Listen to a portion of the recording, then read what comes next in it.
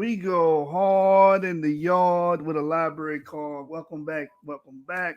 Today we got a special episode. We've been sending out invitations. We've been telling people disagree with what we're saying. Let's just have a debate, formal debate. You bring your ideas, allow your ideas to be tested. We'll bring our ideas. And you guys already know what we stand for if you've been watching us. So this is going to be a great episode. This is going to be a great bout. It's going to be a great debate. My brother Avery is currently in class. So I'm going to just have a conversation with this brother until Avery gets here and allow Avery to engage in a full-fledged debate with him. Before I bring the guest of honor into the room, until I bring the guest of honor in the room, let me bring my brother Sean up. Sean the Dunn, what's going on, man? Talk to me. Shalom, shalom. Can you hear me, bro? I'm driving home. I might lose you. I'm going over the mountain right now. You hear me? I can hear you just fine. All right, cool. So the brother was just in the back asking me if I was talking about him. I have no idea who he is, but we could definitely dialogue. Yeah, we'll dialogue real quick until Avery get here. Hold him over. Avery's usually busy during the daytime, so it's hard for him to do daytime shows and stuff like that. But we worked it out, trying to make it happen, and get this information out there. Right now, I'm trying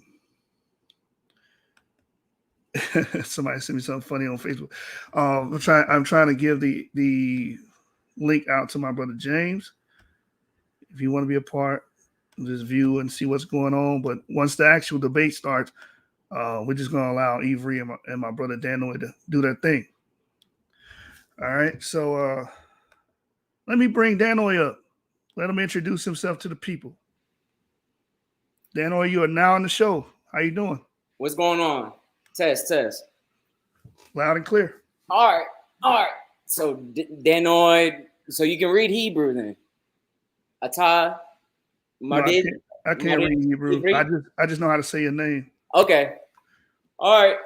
So the whole point of coming on this show, right, is to discuss the video you made about me without actually confronting me or hey, Danooi, would you be interested in doing a show with me and discussion over these comments that was made?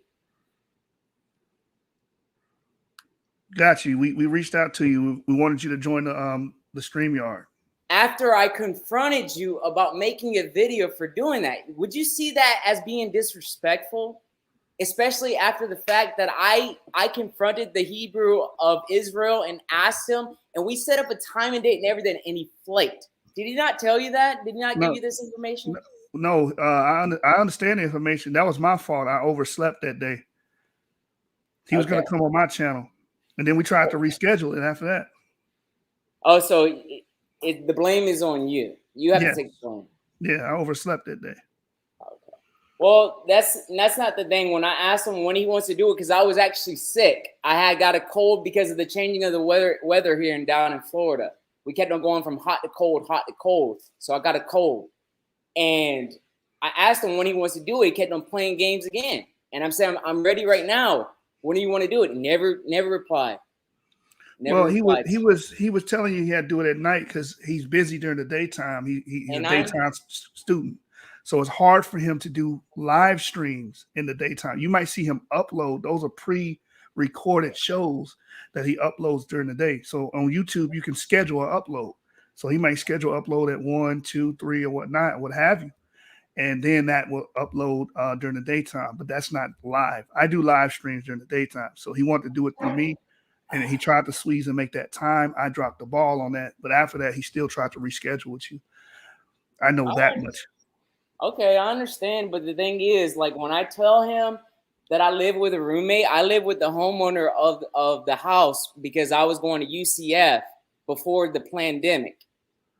And I was saving money because I'm good with money and I know how to save a lot of money up. And I'm not going to just rent an apartment or buy a house when I don't plan on living here my whole life.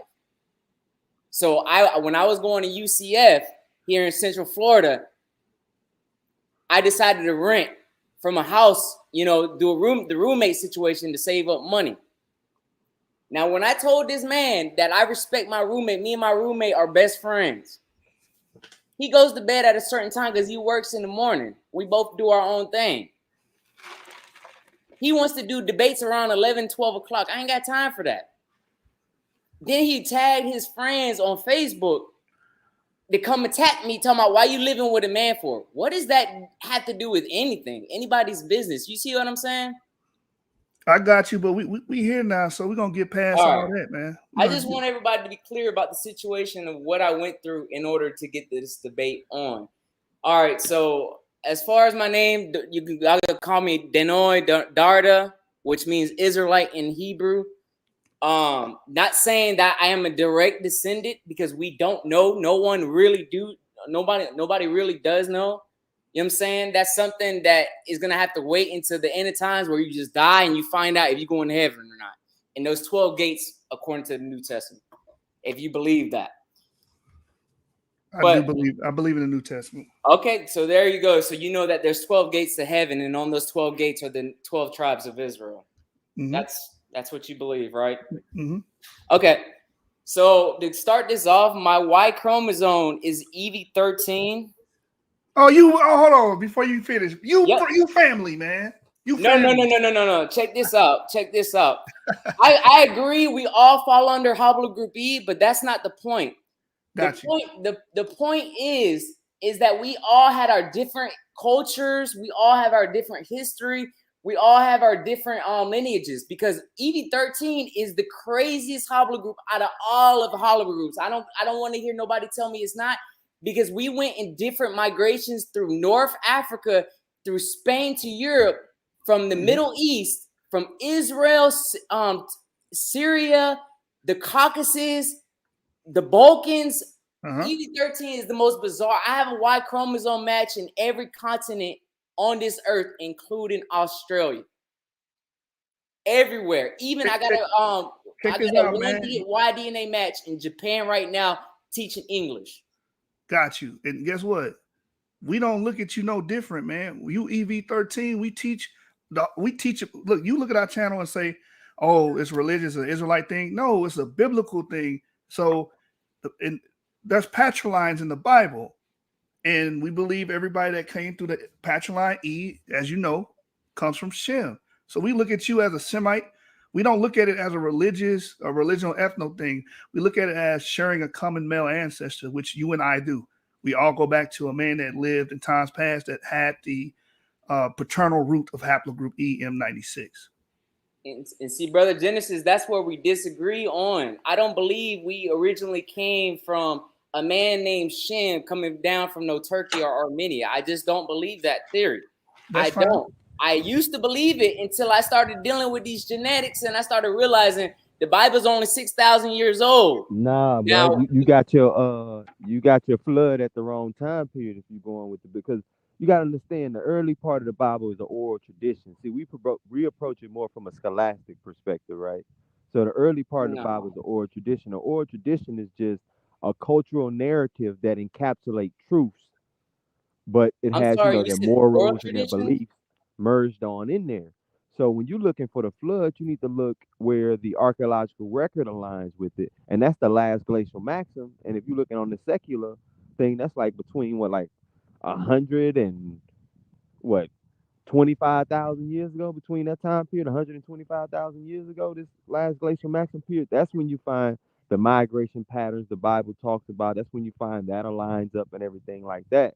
So you got to find the right, I guess I'll say, markers or the right events in the archaeological record to line up with the Bible, not just go off of the father-son narrative, because a lot of those numbers are thought to have to deal with gematria and different stuff like that, not necessarily to mean direct year-to-year dates. Okay, I want to get this correct. Did you say oral tradition? Yes. What oral even if tradition? you believe Moses wrote the Torah. Okay, how is that the oral? The story about Adam, all that would have had to been handed down to him through oral tradition. But he's supposedly written down when he talked to after speaking to the burning bush, he met him on Mount Sinai, and that's when Yahweh, with his own hand, wrote the commandments. Right? But he didn't write the history. Who wrote the history then? That's what I'm saying. The history's from oral tradition. Remember, Abraham, I was about to say Abraham. Moses left, and who did he go stay with for 40 years? Midian, the high Jethro. priest of He went to Midian. Jethro, which is in Saudi Arabia. Okay, but it's the high priest of Midian, which is the son of Abraham. That's where he went back to get his traditions, his understanding, and stuff like that from. And then God brought him to free Israel. Okay, we can touch on this in another video, but this isn't the point. Now, what you're saying to that is that we basically have to just we have to make believe that there was actually actually a Moses, and he actually did come from Egypt as a pharaoh or as somebody that had power in Egypt. And I don't believe none of that. Is there any proof, artifacts, proof that Moses existed in Egyptian artifacts? Well, that would be up to argumentation, but I don't see what you don't have to believe Shem existed. That was my point about oral tradition. That's an eponymous ancestor. Yeah, So you don't have to believe a literal man named Shem existed. That's irrelevant to the point. Shem could be a name that's pointing to a population group, or it could be pointing to a specific person. We don't know. But what we do know is that all the peoples who migrated to the quote unquote land, the descendants of Shem, lived in go back to the Yap haplogroup DE. All the ones that go to the lands where Japheth was said to migrate to go back to the macro haplogroup CF. So it lines up with the narrative. It lines up being three different lineages, just like the Nilotic people go back to A and B. So these I disagree. Hey, but I disagree with that because during those times you're saying, that's actually haplogroup J that came down from Turkey and Armenia. It wasn't E1B1B. And that's another thing I want to correct is I keep hearing E1B1. It wasn't E1B1. It was E1B1B1B2, E1B1B1B1. And then when you actually look at the Natufian DNA, the culture, it says X. E1B1. Are you saying it don't have EP2 in the Natufian? You can't have it both ways. You can't have it both ways. Hold on, let me finish. No, let me finish. You just made a statement, and I want to finish that. Hold on, I didn't even finish. That's it. Hold on real quick, son. Hold on real quick. Let me finish. Hold on, you said something. Hold on, reset. Let me reset because y'all about to go. Y'all about to go down. We're not gonna do that, right? Because we're gonna keep this cordial. Now, what's the point of contention? State your point of contention, Danooi, and then we'll talk about that. The point is, it says E1B1 X E1B1A1. You notice it doesn't say X by the E1B1B1. Why is that? Were they referring that EM81 was actually part of the Natufian DNA culture? You want the answer? You want me to explain that to you? I see. I got the DNA up. I know what I got it on the screen. So right here, it says E1B1 X because E1B1 is ancestral to E1B1A1, which is V38, and E1B1B1B1, which is EM215. E1B1 is ancestral. That's all that means. You see that here, up here, where it says J. When it says J, this is ancestral, most basal J, and it can produce J1A, J1A2, or J2B. That's all that means. That's wrong though, because when it has the X, that means excludes. That means it didn't test positive for E1B1A, but it did test positive for E1. Where did you get that from? Show me in an article or any publication where it says that X means it didn't test positive. That's what that means. That's exactly what that means. It means exclude. We can go into the article and show you where it tells you. Why would they have an X? Because they're telling you in scientific research, you're going to show that we tested for it, but it didn't test positive. That's why it's up there for because they tested for it. They can't find it. Okay, let me just read this for him, James. Yeah. Brother Danooi, my fellow Yap brother, EV13 brother. Right here, you can see I1069 is designated E1B1, X E1B1A1, E1B1B1B1. Again. So let's clarify that. What does that? Why does it have an X for? Got you. It's right here. You see these words here? They characterize it here. It says this individual was derived from mutation P179, defining haplogroup E1B1. So we know what it is. It's haplogroup E1B1 because it has the mutation P179. But it doesn't produce E1B1As. Let him It finish doesn't real work quick. that You way. cutting him off before you even E1B1A finish. was already created. Brother, That's let the him problem finish. you're running It will into. say it in there. You got to I be got quiet and you. I listen got to you, what it Danooi. says. I got you, No, Danooi. you made a statement. You read Let me it, and finish. I was I'm gonna speaking finish about reading that. it because it He's explains not it to even you, finished. Danooi. You say something after every sentence, brother. Be quiet. He'll tell you when he's done. So Danooi, as when you read on, it says E1B1 in upstream mutation M5043 defining haplogroup E. So we know exactly what haplogroup this is. It tells you in the paper how they characterize it. It says this is why you have the X here. It was ancestral for Z116, which is E1B1A1. So E1B1 is ancestral to E1B1A. That's what this says. And CTS8649. That's EM215. That's E1B1B1B1. That's And could EM81, but that's E1A. That's He EM81. almost Sorry, done. but There's one more that's sentence left, EM81. brother. It's on the got you. screen. Look at So it. That's EM81. I didn't say anything wrong. That's EM81. No, I want I'm to saying let clarify. him finish. You won't let him finish, though. That's what Bro, you're doing I'm wrong. not discussing with you. I'm discussing with Genesis 49ers. hold on, It doesn't matter. chill. Hold on. Let's not do that. Damn, man. I'm gonna continue to read on. Then I'm gonna let you and Avery converse because he's actually here. But I just want to continue to show you why it says X here. I'm just trying to show you that this is not have to be confrontational, brother. We didn't bring you on here for that. So right here it says and could be designated as E1B1 X, E1B1A1, E1B1B1B1. So the paper itself tells you. So it excludes. That X means exclude though, because they tested for it and they couldn't find it, but it tested positive for EM81. That's exactly what I'm talking about. That's not what this means, brother. Yes, it does, because I got the said numbers it's right now. I'll send brother. it to you. I'll send you the numbers right now. I'll send you the haplogroup what it's talking about right now. I'm not over here playing games or anything. I'll send it to you right now in the chat. Brother, I'm reading from the actual supplementary materials from Lazarus. And I'm gonna give you the exact haplogroup they belong to. It wasn't talking about it's talking about a mutation that produced EM81, and that's what I'm talking about. Well, now like the people that follow this doctrine are saying, "Oh well, we was created by E1B1. We was part of that. Yeah, gang. We was part of that." That's that Sean Harris part right there. That's the foolishness that I'm talking about. You was created by E1B1 as well. How long ago, bro? How long ago? That's don't matter. It's still your parental clade. How long ago? That's your parental clade, man. There's no way around it. How long ago? We're thousands of years old. You don't believe in the biblical time period.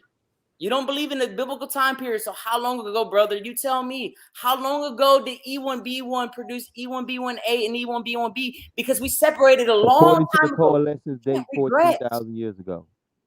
How long ago? According to the coalescence date on the secular model, 14,000 years ago. That's pre-Bible, man. That's it. That's way over, and I think it's more than that. That's your opinion. I see that differently, but we're going off the genetics right now, and we're actually supposed to be we're actually discussing whether E1B1 is parental to E1B1A1 and E1B1B1B1, and the paper actually validated everything me and the brother Jashub said, and you were just incorrect. No, I'm not incorrect. You're incorrect. It has X. That's an X means exclude. Yeah, that's what you're not understanding. It doesn't mean included. Okay, maybe Jashub reading it was difficult. Let me read it. No. Wait. Because you made a time period. E1B1, and then you have the X he's talking about, E1B1A1, E1B1B1B1. Now, that's a different haplogroup. Wait a minute, let me just, brother, can you please not interrupt me? I'll tell you when I'm done. That's all I ask. Just don't interrupt me. I'll tell you when I'm done. All right. Now it's going to describe this for us. It says the individual was derived for mutation P179, defining haplogroup E1B1 is a defining mutation of haplogroup E1B1, and upstream mutation M5403. Defining haplogroup E. It is ancestral. No, don't say it is. That's added on. Don't say that. No, it is. Hey, Jashub. It was ancestral for Z1116. Wait a minute, brother. You cut me off. I asked you not to, but you were saying don't add stuff. Don't add.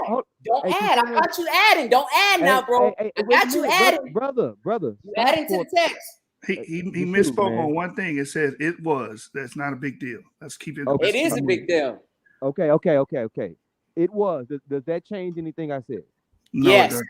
How? it does, because not Does it change the fact that E1B1s it's a and down? not no Does, come from no E1B1As in freaking Natufian okay. culture. Let me just finish reading the thing. And can you please mute him or something so he won't interrupt me? Because he's just being Yeah, I'll start childish. He putting won't people let in the nobody back finish. until they get their points across and then putting you back up. We're gonna have to do it that way. Go Yeah. ahead, James. All right. Okay, cool. It was ancestral for I'm going to skip the Z and get straight to the point. E1B1A1. Is that not following the X, Jashub? E1B1A1. Can I talk now? No, I'm not. I asked Jashub a question. Is that E1B1A1 following the X, Jashub? Yes, All right. it is. And it also says E1B1B1B1. Is that also following the X, Jashub? Yes. All right, and then it says it could be designated. So the same thing that was just described could be designated as E1B1, then in parentheses X E1B1A1, E1B1B1B1. That's the same thing as the label that's above. That's proving what me and Jashub said, No, it's negating not. what you said. And if you can't even accept that based on the actual facts that's down, how can anyone have a factual conversation with you? Now can I talk? You got it. Now, see what you said earlier. We're not going to run away from what you said. You said that E1B1A was created how long ago? I said, according to coalescence dates on the secular model, 14,000 years ago. That's not what it has. It has 41,700 years, and the source is retrieved from the EV38Y tree. That's their source. So you can make up theories, but this is what geneticists are going based off. Now, when it comes to the XE1B1A, and this is a big deal still, because I just explained to you that it's excluding. It's not including. It's excluding. If it included, it wouldn't have an X by it.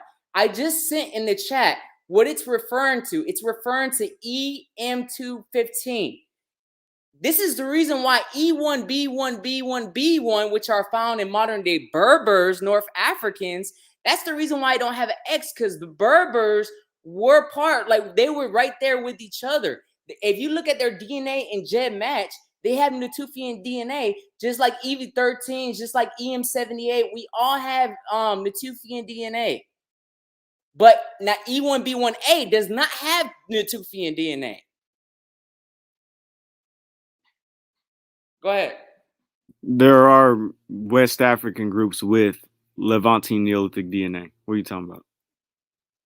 That I'm glad you said that, because we'll go to the source where it excludes sub-Saharan DNA from Natufians.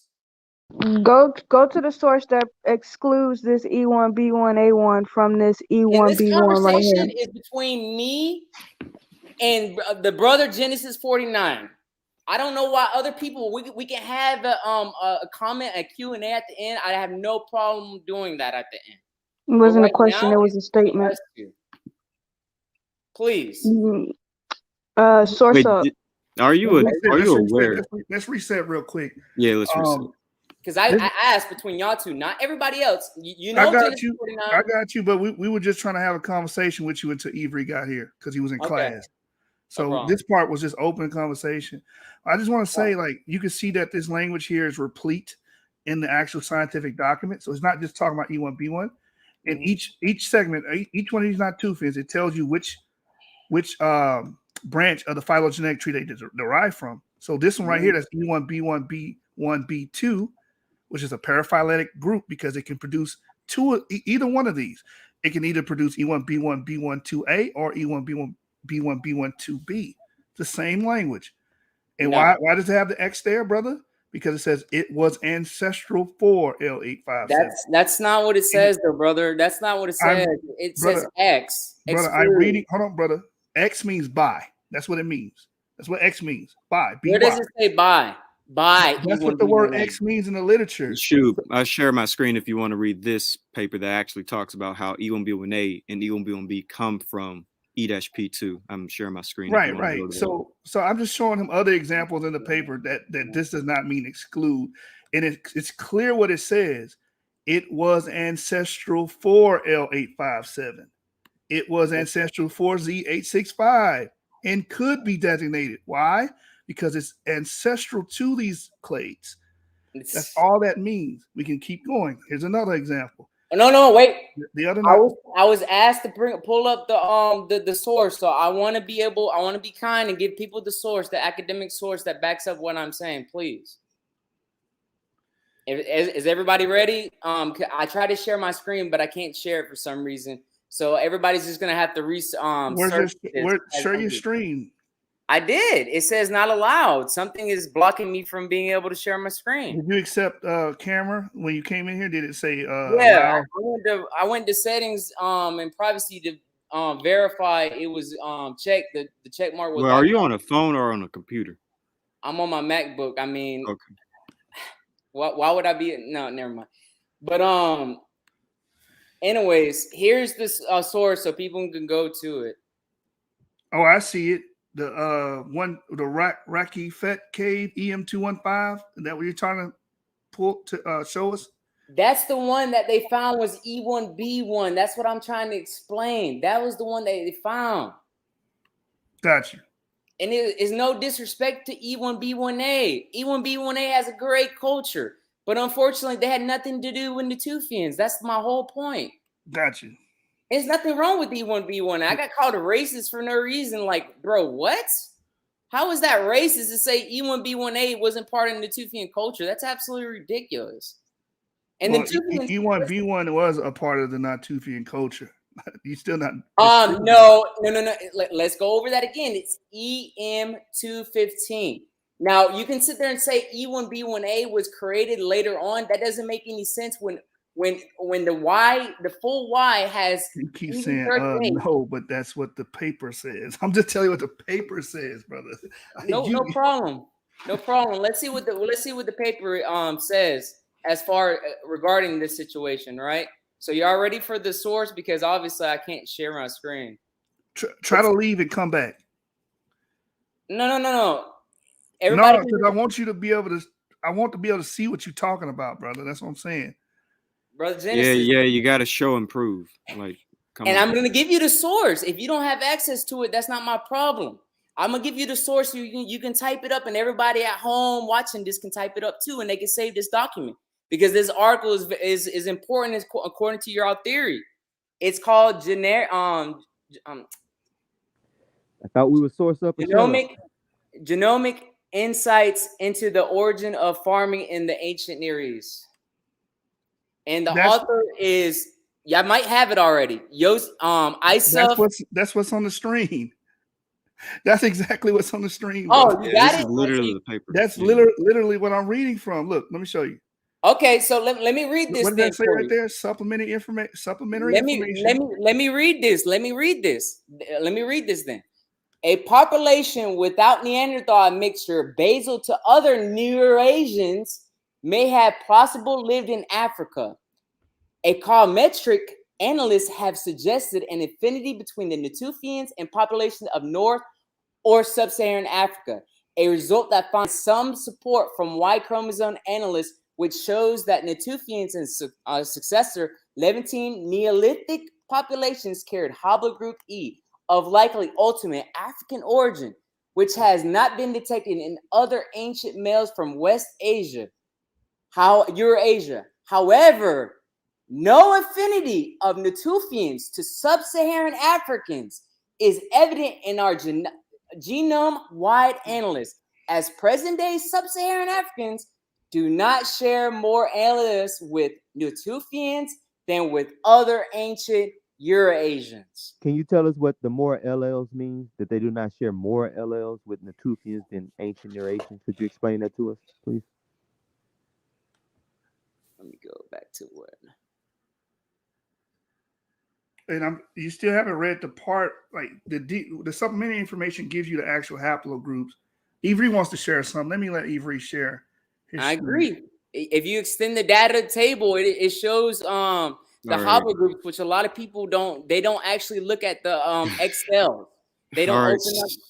All right. So here is haplogroup E-P2. Haplogroup E-P2, also known as E1B1, like in that Natufian sample, is a human Y chromosome DNA haplogroup. This paternal clade has an ancient presence in the Middle East and is now primarily distributed in Africa, where it's believed to have originated with lower frequencies in the Middle East and Europe. So what are the descendants of haplogroup E-P2?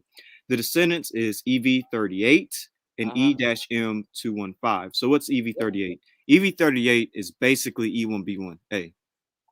Yep. They both descend from E1B1 or EP2. All right. How long ago? Doesn't matter. Doesn't matter. It does matter how long It ago. It does matter. No, it doesn't. Matter. All these Does it- haplogroups are ancient. Haplogroup J is ancient. Haplogroup G is ancient. Haplogroup R is ancient. All these I agree. haplogroups are ancient. I agree 100%. So why don't you talk about them? Why is it a problem for E? Why is it not? Because they don't follow the migration from Turkey, Armenia down to the Turkey, freaking Armenia does not matter. It doesn't does matter. Why? It does All matter. right, all right. So reset. matter. This is what I'm gonna do. Everybody that's in the stage, I'm gonna drop y'all. This is what's gonna happen. I want y'all to just wait till the question answers. This is what we're gonna do. Boom, boom. We're gonna drop you.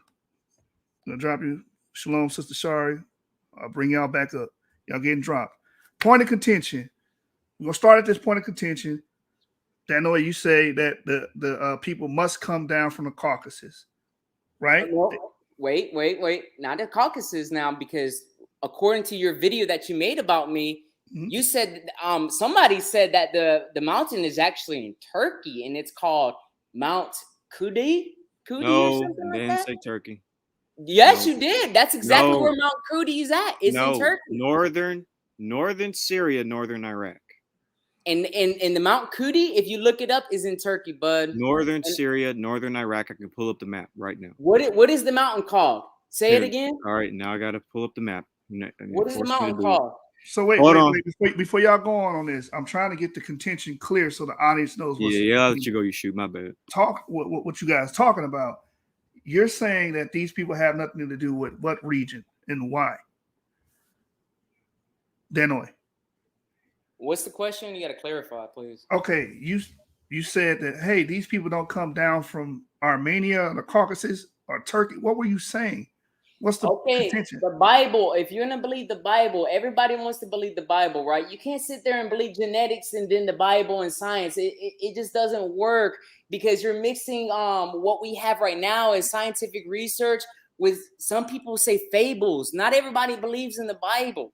And if you're gonna say, oh well, the Bible's not correct with the times, we don't know that the earth is 6,000 years old. A lot of BHIs, Black Hebrew Israelites, they do believe in the 6,000 years old. I'm not saying y'all do. Y'all say, oh, well, you have to just, maybe think about it. Oral tradition, I don't believe in all of that. If you're going to believe in the Bible, you believe that. I believe that the earth was 6,000 years ago for a long time, because of the oldest tree that they found and the rings that they found in the tree. That's what I believed in. Now y'all want to believe in science, and people were living in Israel 12,700 years ago, and Natufian populations burying their people with fox skins and whatnot. And then now they're Israelites and Canaanites. I don't believe that. That's what I'm saying. That's fine. And we're not here to talk about what we believe. We're going to bring up our beliefs, but we're going to bring evidences to support them. That's the difference. That's what happens in science. So they have a term called putative. Putative is something a scientist believes. It's not something that we have physical data on, but we have circumstantial data to lead to for a scientist to affirm or even posit that putative ancestor or putative thing actually does have credence to it. The Bible's no different. The Bible's full of putative scenarios that we don't have any empirical evidence for. So you have to go from a circumstantial route. For example, Abraham. There's no empirical evidence of Abraham that he ever existed. Right? There's no evidence of a physical Abraham, his body, the corpse, no tomb, no nothing. Well, so how do you argue that? According to the traditions, the bones are in a cave in Israel, but according to religious laws or whatever they have in Israel, they can't find what those skeletons are. Those specific, because the claim is that Abraham purchased the cave to be buried in the land of Canaan. Got you, but that's my point. There's no physical evidence. You can't prove that Abraham lived, so you have to argue with circumstantial evidence. You have to argue with the fact that his name is a Western Semitic name. You have to argue with, we have archaeology with the fortress of Abraham being mentioned by the Egyptians. You have to argue from that standpoint because you don't have direct evidence. Brother, that really goes against what people believe in the Torah, though. If you tell a Jew that, they're gonna look at you like a religious Jew, especially ultra orthodox. They're gonna look at you like you're crazy. It doesn't matter we're not worried about what people disagree with us all the time. We're not worried about that. We're here to have this discussion. So back on the topic, we're looking at empirical data, formulating our arguments, right? You came up with a point of contention saying that, hey, these people don't come from a certain area. So let's start there. Go. Mount Kudi, right? What was the mountain that you called it, the Hebrew of Israel? Mount Judy or Hudi? Hudi, right? So what's the height of Mount Hudi in Turkey? Because it's a mountain in Turkey. If you just look up that name, Let me just pull up a map. Let me just pull up my map. Hold on. It's way south of Turkey, close to northern Syria and northern Iraq. Here, but there's a map. I'm sorry, but if you look it up, it says Mount in Turkey. So does Turkey own that property? Does it start in Turkey and end in Syria, or does it start? Look, it's on the screen right there. Mount Kudi, that's north of Syria, north of Iraq, way south of Turkey. That's in Turkey, but that red dot is in Turkey. But you see where it drips down like the like India or Texas? It has a little peninsula. That's in Turkey. That's that dot you that pin for the map is in Turkey. That's in present day Turkey. Now, are you saying that Turkey didn't used to own that land back in the day, and now you're saying that it's Syria? Let's slow things down. What do you mean by back in the day? What time period are we talking? Because Turkey didn't own all that land. That land used to belong to Armenia. The mountains of Ararat, all those mountains over there belong to Armenia. Those lands were stolen from Armenia. That's the reason why a lot of the Japheth descendants like Magog, Ararat, Ashkenaz was bordering Armenia in Turkey. It wasn't in Germany like the so-called Jewish say. It was in Turkey. Wait, so-called Jewish? Aren't you Jewish? No, I see you missed the whole conversation about this. Wait, what are you? What's your ethnicity? Okay, he's haplogroup EV13. I know that much. A down subclade of EFGC 1145. Are you black or something? Like, what are you? I know you're haplogroup, but what are you? See what I mean? Like, people worry about skin color. It has nothing to do with it. It has nothing to do with skin color. I got cousins that are solid white and they're EM2. I have another relative. All right, never mind. That it doesn't matter. Yeah, we understand that. We talk about that all the time, that a person can have the same paternal ancestors and have a different phenotype. We're not worried about that. Yeah. Exactly. But the point is there is a tradition that Ararat is in Armenia. This tradition was created in the Middle Ages. This is not an ancient. Pull that up. Exactly, but the thing is, now we're gonna get. This is from the Armenian Christianity. Please stop. Let him bring his source out. Then you retort when he. You already did the source in the video that y'all made behind my back without having me on behind your back. We can put out whatever videos we want. Hold on. We're here live. We're trying to establish points of contention. Talk about them. Yes, so let him finish this point. We're gonna do this thing decently in order. That's all I'm trying to do. But I asked the question: How tall was that mountain that he said, and he never answered it. How tall was the mountain? You never asked. How tall is Mount Kudi, bro? That's how tall is the mountain? Mount Judy. How tall is Mount Judy? Please, por favor. Currently, today or back then, because erosion could have happened. It could have been taller back then than it is today. Mountains do erode and they do get shorter over time, based on like rainfall and stuff. So I don't know how tall it was back in ancient times. It could have been very tall, but I don't know how tall it is today. It's very tall. I'm looking at it. 6,854 feet. Okay, well, how tall is the Mount of Ararat? There's no such thing as a mountain of Ararat. There's mountains of Ararat. I don't care what you call it. How tall is it? How tall is the mountain? The highest different mountains. Is 16,854 feet. Thank you, brother. That's all I wanted to do, so people can understand that which one is the tallest mountain in that region. It still doesn't matter because that's not. It does matter. It does matter. It does okay, matter. you established that point that it's tall. I It's don't know tall. how How did I those got you. people know? Hold on, I got you. So now Yeah, okay. he's going to establish his point on where the Ararat tradition comes from. Go ahead and read that, Avery. All right, so the Ararat tradition came in the Middle Ages, 2nd millennium AD. It's not ancient. The Israelites didn't say that the ark rested in Mount Ararat in the Iron Age or in the Bronze Age. This stuff came much, much later. And this was because of Armenian Christians who sort of created this narrative because it became Armenian nationalism. This is the book Armenian Christianity Today. And it goes into the fact how in the 2nd millennium BC, in the 2nd millennium AD, that basically Armenians sort of just chose that mountain as being the place where the ark rested. And it became a part of Armenian identity. But that's not what the ancient Israelites ever said. This is an Armenian mythology.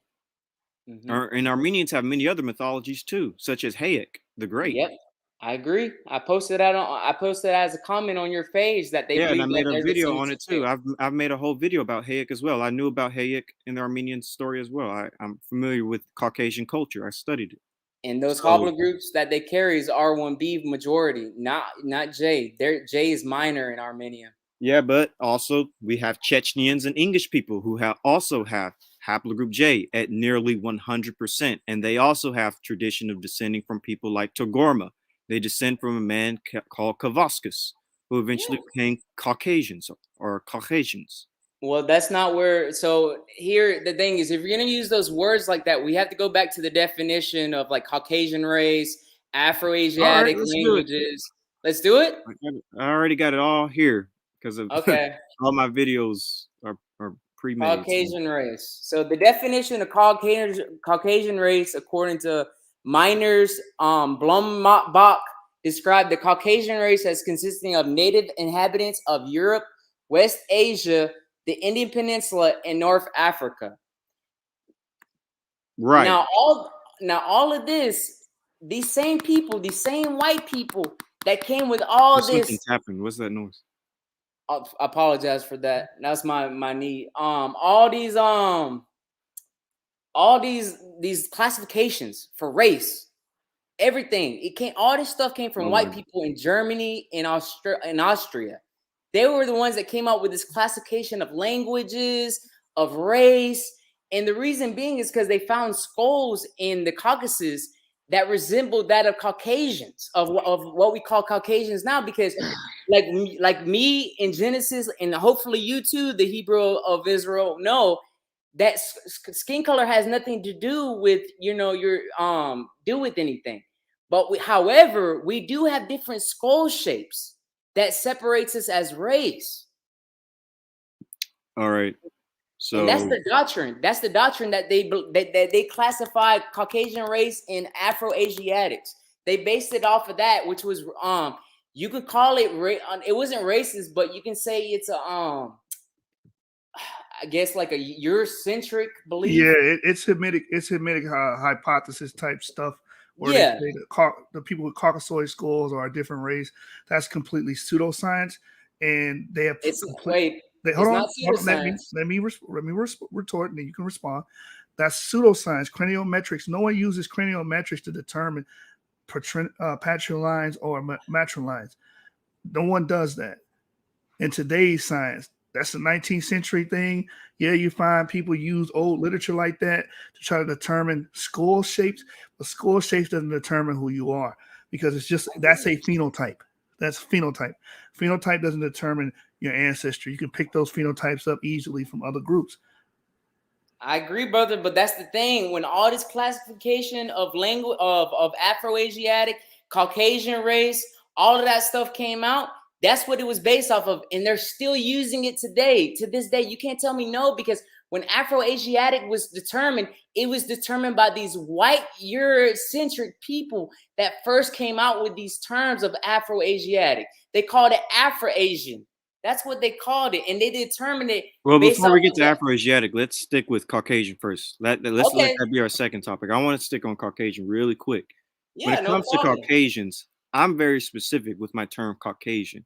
I know here in the West, people say, oh, Caucasian, that means white people. No, Caucasian is a very specific ethnic group in the Caucasus. So let's look at this.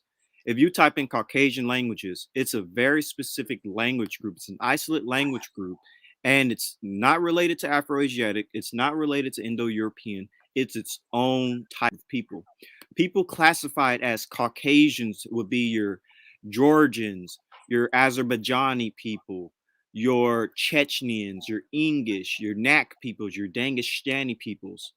Caucasian languages and Caucasian people are very distinct linguistically and culturally and genetically. That's what I mean by Caucasian when I was referring to like the English and the Chechen peoples earlier. That's what I'm talking about. And here's a a map that shows you Caucasian peoples. And look, they even distinguish them. Caucasian peoples. You got your Abkhazians and your Georgians and your Dangestani and your Venaks. And then here are Indo-European peoples. Again, it's distinguishing the two. Like your Armenians, your Greeks, your Iranians, Slavics, and then you have the Altic peoples, and those would be your Mongols and your Turks. So this is very distinct. I'm using language, and I'm using genetics, and I'm using culture and archaeology. And so that's what I'm talking about when it comes to Caucasians. Basically, for instance, when it comes to the Northeast Caucasians, you have your Nak Dangestani, and when it comes to your Northwest Caucasians, you have your Abkhazians type of peoples. I was very distinct in this when I brought this out in my presentation dealing with Caucasian languages from the Britannia.com and various other sources. I want to make that clear. Yeah, you good. All right, good. So now we can get into and by the way, well, I guess I don't have to go any further, but that's what I'm referring to. I just want to make that very clear. All right, so what's the next topic? All right, so no. So let's stay on this matter because we have to clarify these Habla groups that came from this region. I heard in this previous video with Genesis 49ers that Habla group J came from the Caucasus. Yes, it did. Yeah, Georgia. But that's not what it says. It actually says that it originated in Anatolia. It's an Anatolian origin, and then it migrated through Mesopotamia, and then like different branches because J2 and J1 are not the same. They absolutely hated each other as far as Canaanites and Israelites and all that, because we know that the Canaanites are Habla group J. And I know we're not there yet. We'll get to that. But we know that the Canaanites are J2. If you believe in genetics and you in research and archaeology, we know that the Canaanites belong to J2 based off the skeletons that's been found. I agree with that. I agree. And the problem, and the problem is that you still have WHIs that come on your channel and we're targeting, like we're saying stuff about, E1B1A is Israelites and dude, and I cannot control what other grown men and women say. Like, you got to just brush it off. I can't control what other grown men and women say in the chat. You just got to just deal with it. I agree, brother. But the thing is, when you and Genesis 49ers made the video, you took my comments out of context because you didn't read what those people were saying. You only read what I was saying. So you didn't have a fundamental understanding of why I was saying the things I said. Similar to why Jacob could wax pale in the face from being ashamed of his children, Israel. You didn't understand. Yeah, you what was I was trying to say that they were white. I'm pretty. I didn't say that. That's not what I said. And then y'all said that I was a WHI. No, I'm not a WHI. I've completely debunked British Israelism. That's the oldest Hebrew Israelite doctrine there is Did British you not Israel. say that all Europeans are Israelites? Did you not say that? Please bring that comment up because you did not read the whole comment thoroughly. And maybe I should have wrote the same thing for both. I would like to provide a source real quick while we try to find this comment. Because you mentioned J1P58. You know what's crazy about that is the founding Jewish lineages genetically are not even J1. That's one thing. It's E3B and J2. Those are the major two, and everything else are pretty much and Fickety. that gravitate towards or are absorbed by that initial group. But I want to show you this real quick, right? I also have the comment up about Yeah, too. You should. we speaking scientifically. It's not gonna take long. Okay. Got you. This is origin and diffusion of human Y chromosome haplogroup JM267. When we read when we read scientific works, we understand the best dating method and the best the best way to mark where people are in ancient times and where their haplogroups have trekked anciently is through ancient DNA and remains. So when we deal with J1M267, the oldest human ancient, oh, somebody need to mute out. Somebody need to mute. Sorry about that. Wow. That's what happens when you have dog. Well, I don't have a dog, but when the owner it's fine, brother. Just make sure you mute out if it happens again. That way we're not distracted by that. But anyway, this article tells you where the oldest ancient DNA reported so far for this haplogroup here. It says belonging to this haplogroup originates from an individual who lived less than 13.3 thousand years ago in the Caucasus during the late Upper Paleolithic. So the oldest ancient DNA we have of this clade is there. I just want that to be established and noted. Right? Okay. So there's actually a great quote that I was hoping to start this presentation with. It's by Robert Ballard. The deep sea is the largest museum on Earth. It contains more history than all the museums on land combined, and yet we're only now penetrating it. And the reason why I would like to bring that up is the whole concept of the Black Flood hypothesis that occurred around the Caucasus regions that caused those that were living in that region to start migrating down. It happened during the last melt of the snow or whatever, or the ice.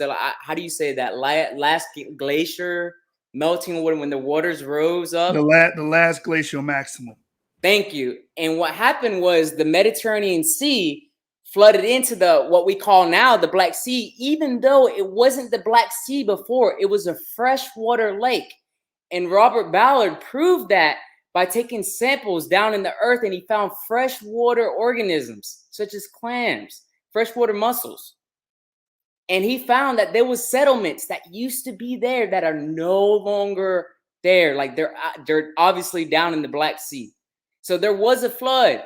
According to their findings, there was a flood. And now if you want to look this up, he started this research, I think, back in 2004. It's Robert Ballard.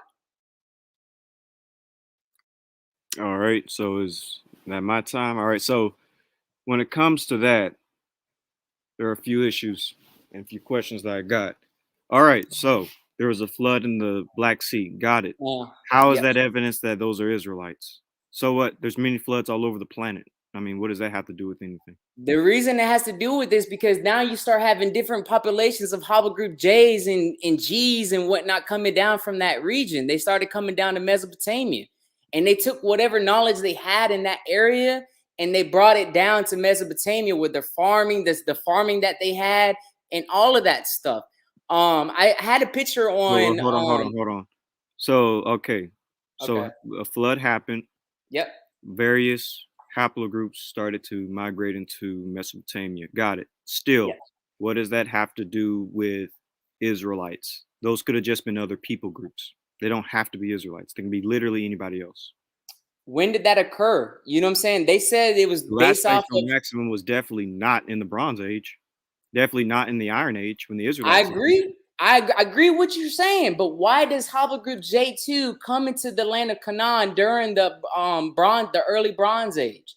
And why does we know why it came in? It came in after the collapse of Semitic empires because haplogroup J collapsed Semitic empires. They were the enemies of Semitic. How is that Semitic, bro? That's not Semitic. But wait, what's not Semitic? We're rushing this. I think we're rushing this. We have to do the comment first, but I want to say there was no Semitic in the land. The Natufians weren't Semitic. Oh no, I didn't say Natufians. I said haplogroup J came in to the Levant after having collapsed Semitic civilizations in Mesopotamia. You do know it was Hurrians and other groups that destroyed the kingdom of Akkad. It was attacked by Gutians from the Zagros Mountains. where haplogroup J came from. Yeah. The first nation that I remember that started, wasn't it Nimrod creating Babylon and Babel and the destruction of the Tower of Babel, and everybody starts spreading out? I'm so confused what we're talking about right now, because it first starts with Babylon and Cush being around the southern Iraq area. So what verse, what Bible verse are you talking about? Wait, so what are you trying to say when it comes to Cush and all that? Wait, what are you saying now? I'm trying to understand what Semite culture, civilizations you're talking about, because when the Bible first starts talking off, it starts with like the southern Iraq area, Babylon, Babel, all those areas. Yeah, yeah, a bunch of Semites were there. Yeah, Afro-Asiatic people were there. Yeah, okay. So if you're telling me Jays came and disrupted that, why is it that the Marsh Arabs had the highest percentage of haplogroup J, page 08 or 08, and they've been isolated for like what, 4,000 years or more? Okay, so you're saying that the ancient Sumerians' descendants are the Marsh Arabs. I want to make that clear. I didn't say that. I'm just asking. I'm asking. Are you saying that? We know that the Aborigines people, the original people, not indigenous, are original people, like Aboriginal, like Native Americans. You know what I'm saying? Anybody can claim to be Native American, but can you claim to be an Aboriginal American? That area was all EM123. All of this was EM123, EM34, and EM84. You're talking about Iraq, right? I'm trying to make sure because you said America. You're talking about Iraq? Yeah, because if you go, I think it's what is it? That Neolithic plateau pottery. Give me a second, please. I also, while you getting that, I need to add this. Okay. When the first Proto-Semitic speakers, how old is that? We have to establish that first. We know when haplogroup J comes into the Levant, and we know when large influxes of haplogroup J begins to proliferate and take over the Levant. This is well after Proto-Semite was established and began to flourish. According to the Bayesian model, most linguists, most people that deal with this field, date Semitic approximately 5,750 years ago. Right. Actually, I can get into that right now. Well, start sourcing up. We want sources, man. Sources. Yeah, let's bring out the sources. So I'm going to make this quick. Give me, Dan, give me just like 5 minutes to bring this out. Okay, while you're discussing that, I have the what I was talking about. It's that pre-pottery Neolithic B. PPNB. Right, so are there J markers? Got you. Okay. PPNB. Hold on real quick before you bring that out, Avery. During the PPNB period, are there J markers in the Levant? No. I'm sorry. No. So that means the Semitic language is being spoken before haplogroup J even got to the Levant. There was no Semite. Don't say that. No, that's absolutely wrong. There was no Semitic languages. There was no Shem yet. The theory of Shem came down from Turkey, Armenia. Let's remember that. No. Let's So we're at an impasse. We're at an impasse. Show your source, Avery. Show your source. Yeah. Avery. So all right. The source is. Wait. No. I want you to show his source. Hey, but Danooi, what I want you to do is, can you please leave the chat and come right back so you can share your sources on the screen as well? I want it to be fair. All right. I didn't try to show the source. All right. So this is from Cambridge. I'm going to go through this. Just give me about 5 minutes. I'm going to try to quickly go through this. So it says, given the modern distribution of Semitic languages over the area in question, which belong to the larger Afro-Asiatic family, it seems appropriate to suggest that these first farmers of the Levant and their Mesolithic predecessors, including the Natufian culture, were speaking a Proto-Afro-Asiatic language. Skipping down, it may be that Proto-Semitic continued to develop within the Levant and Syria area since both Ebelite and Akkadian early Semitic languages are there attested early. The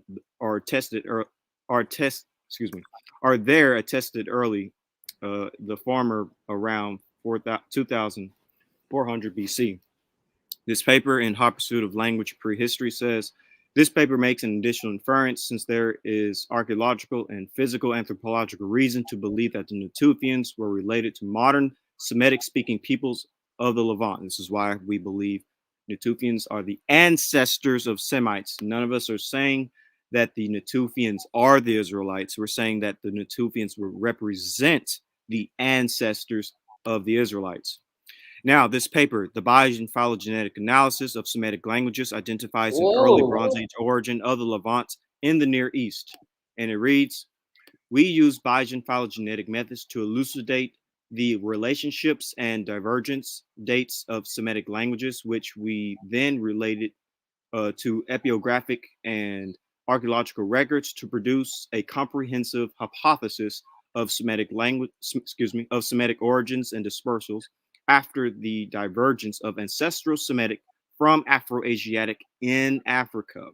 We estimate that Semitic had an early Bronze Age origin, 5,750 YBP, which is years ago, in the Levant, followed by an expansion of Akkadian into Mesopotamia. So Semites are migrating from the Levant into Mesopotamia like the Akkadians.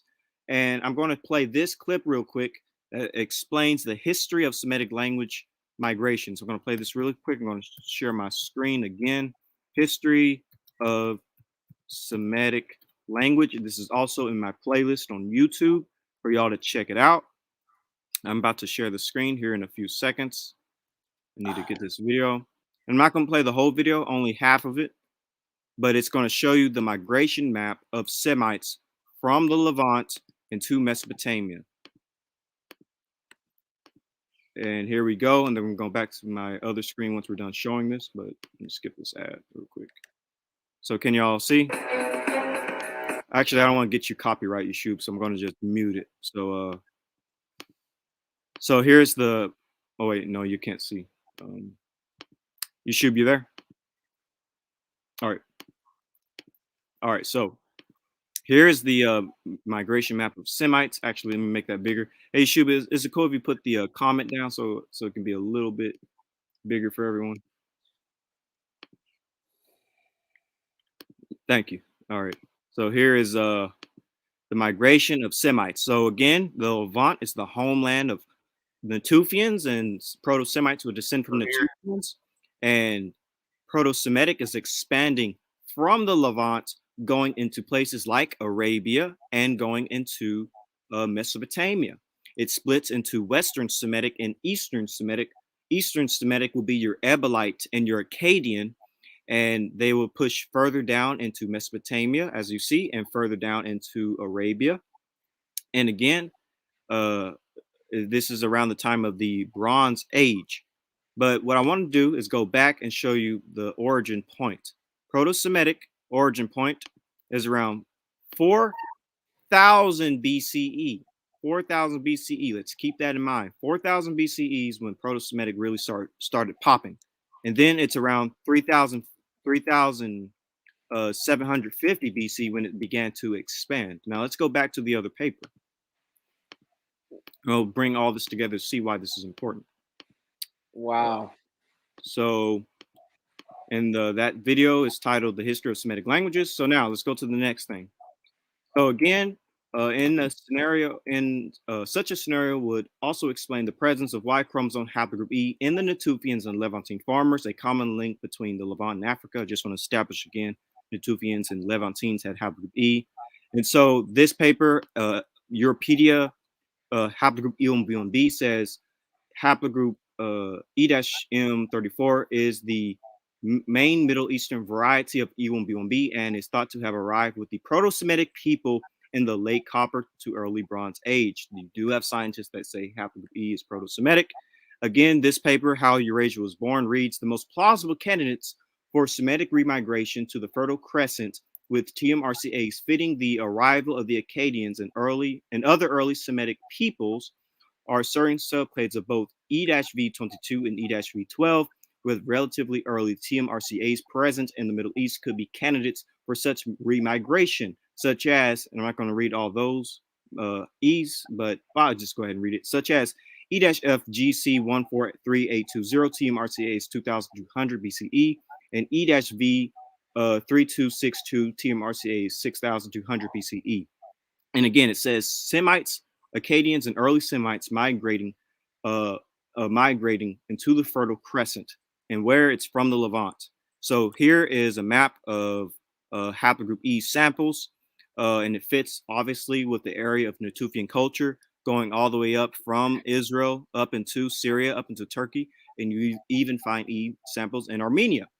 And so here are all the E samples that you find. You have pre-pottery Neolithic B samples, Natufian samples. You have Middle Late Bronze Age samples, and you have this sample. I think this is from the Chalcolithic period.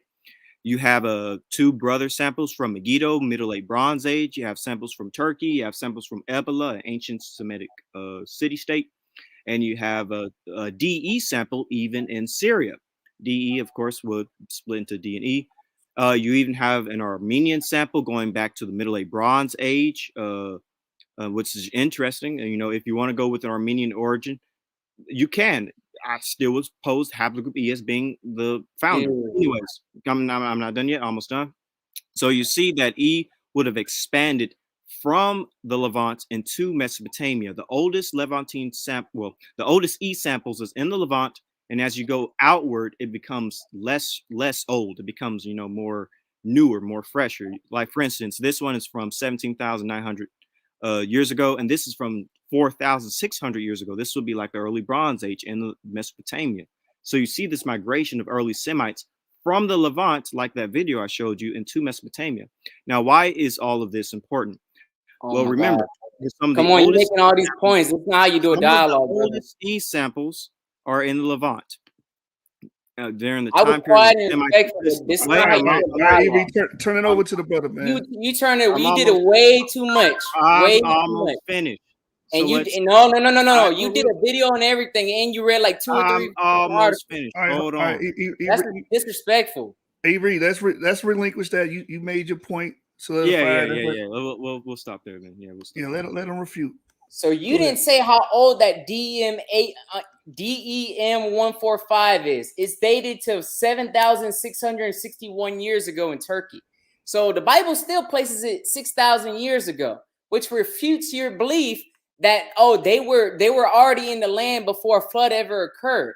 Now you say that E1B1B. Let's be clear. E1B1B1B1 are the progenitors of Afro-Asiatic languages. They're original people. I never, ever disagree that they were original people of the land. However, the so-called Semites, like I stated before, for those people that believe in the Bible out there, your belief is that these Semites came down from Turkey, Armenia, and they dwelt in Mesopotamia, and they came to the Levant and all those areas. Now, according to this article, that's the emergence of Y chromosome haplogroup J1E among Arabic-speaking populations.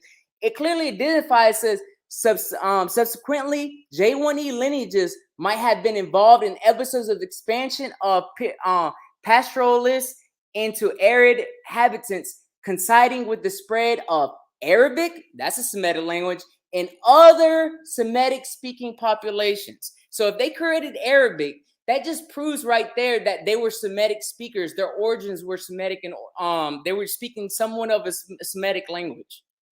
Now I have another article. I should be able to go to this other article since you were able to go through all those articles.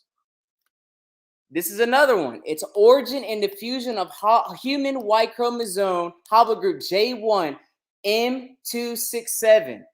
This is the abstract. You don't even have to read the whole damn thing. Haplogroup J1 M267 expanded during the Paleolithic, the Bronze Age, and the Iron Age. Most probably the spread of Afro-Asiatic languages, the spread of mobile pastoralism in the arid zones, or both of these events together explain the distribution of haplogroup J1 M267 we see today in southern regions of West Asia. So that's 2 freaking articles. So not all scientists or geneticists or archaeologists agree what you just said. That's the whole point. All right, so I guess that's my my cue. So when it comes to haplogroup J, you said that basically it has Semitic speakers, right? They called the Canaanite Semitic speakers when they're Hamites. Something just if that doesn't raise a red flag, I don't know what does, because how the hell does Hamites speak Semitic languages? Oh my goodness. Oh my goodness. You tell me what the Canaanites stole the Semitic language from the so-called population that was living in the land before the Canaanites? Get out of here. It's The called Egyptians cultural. owned that land. It's called cultural exchange. And let me ask you this. Well, I'll get to my next point when you're done. You shoot. I just want to present this. Those Canaanites that you keep referring to, we know who they are. Right. Exactly. They're not Canaanites. They're not as in the sense of biblical sons of Canaan. And here's the proof of that. So y'all don't believe in the Bible, man. This is what's so confusing. No, that's we're fine. using. That's fine. You can say we don't believe in the Bible. That's fine. Okay, cool. Okay. I just want to go to the information. So, All right, so according to the Canaanite burials, and I won't be long, Avery. I'm gonna give it right. No, it's all good. I need to check something out real quick.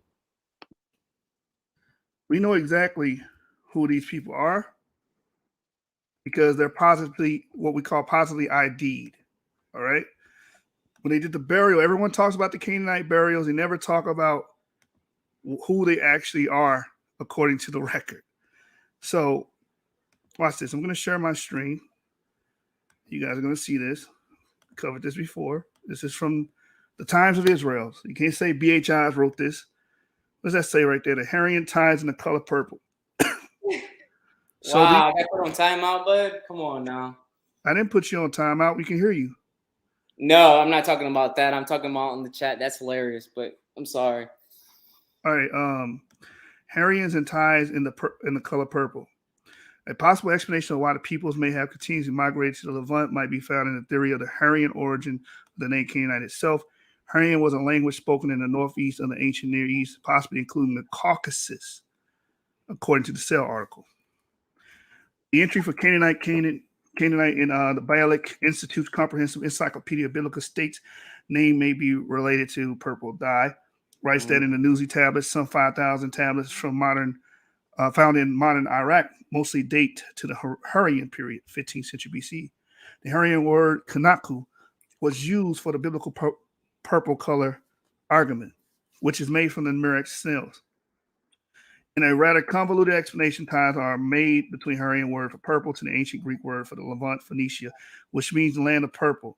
It also mentioned ancient Egyptian correspondence speaking about the capture of purple dye merchants, the Kinau, while the pharaoh was on the tour in Syria in 1428 BC. According to the online ancient history encyclopedia, theory cites Canaan as derived from the Hurrian language for purple, and as the Greeks knew the Canaanites as Phoenicians, and as the Phoenicians worked in the purple dye, so were called by the Greek purple people. For this explanation is more probable. Assuming that the Canaanites were the purple people, or at least merchants of the very valuable purple dye, that may explain the proliferation of Hurrian names of rulers in Canaanite settlements that are documented in the second millennium BC. So we know exactly who these people are. Possibly ID these people as Hurrians. These people are Hurrians. This is why they have Zagros, Caucasus, and Iranian ancestry, because that's where these Hurrians come from historically. Thank you for reading that. Because my bad. Oh, you got it. Go ahead. I'm passing it on to you. Go ahead. Yeah, thank you for reading that, because that actually goes exactly right into what I'm about to get into. So when it comes to this migration of Hurrians, it was from a people known as the Core Araxes culture. So I'm going to try to make this quick.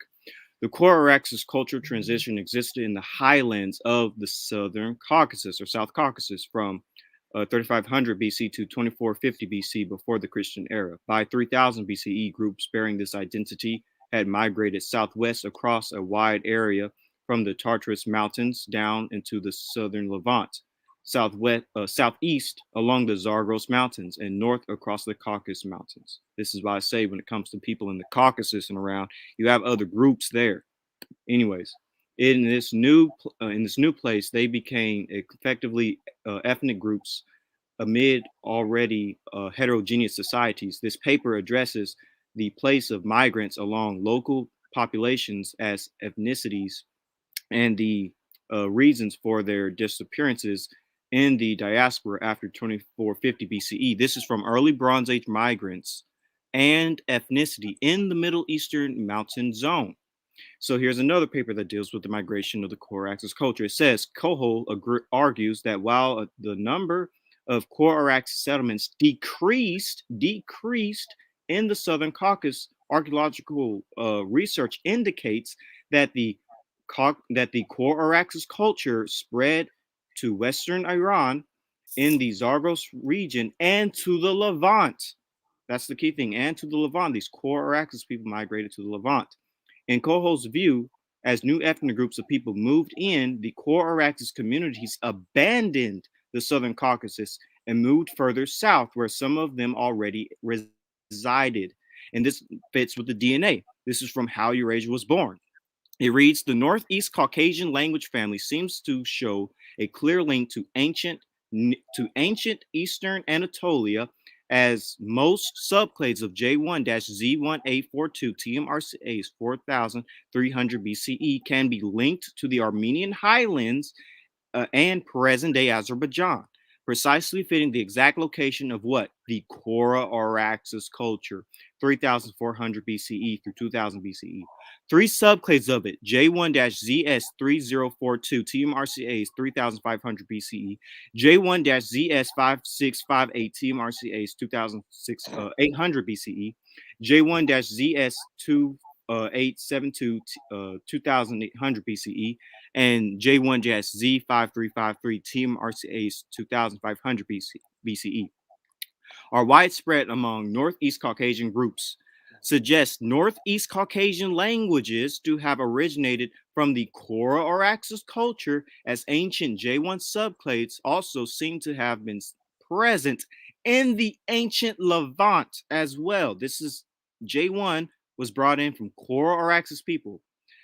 This supports the existence of the Alduin language family, linking Hurrian to Northeast Caucasian, Hurrian Core-Araxes peoples coming into the Levant. What does EUpedia say about Middle East regional DNA? Bro, come on, man. You making all these This statements was again, the bro. birthplace of Nah, that's metallurgy, good. I got the idea. Great Bronze Age. All right, let this be his last one. Then you The respond. Ioko-Yamnaya and Core-Araxes cultures expanded far and wide and reshaped the landscape of Western Eurasia. South Caucasians would have belonged to Y-DNA haplogroup J1 and J2, later associated with the Core-Araxes culture. Those are not Semites, those are Caucasians, speaking of Core-Araxes, Hurrian, Eritrean language. I can go deeper. All right, so from this point on, we're going to time this. Danooi, when it's your turn, you're going to get a certain amount of minutes to speak. When it's Avery's turn, he's going to get a certain amount of minutes to speak. That way, you can't complain about how long someone's going. It's going on and on. Yeah. I'm gonna call time. All right. But let me talk first. That's because this is his first debate, correct? Just be fair. No, this isn't our first debate. No. What I said, this is the Hebrew of Israel. This is his first debate. I saw I've debated people in the past. I've debated people. Well, in the past. You don't know how to do a dialogue because you say something, you let the other person have a say. You can't just say keep on going, keep going, and keep going, keep going. I already know that haplogroup J1 and J2 have different cultures.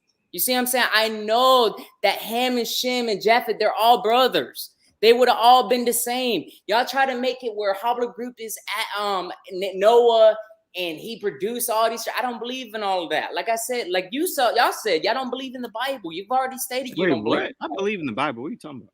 No, you don't. You don't believe in the Bible because you don't tell me what I believe in, dude. You can't tell me what. I can say you believe in Vishnu.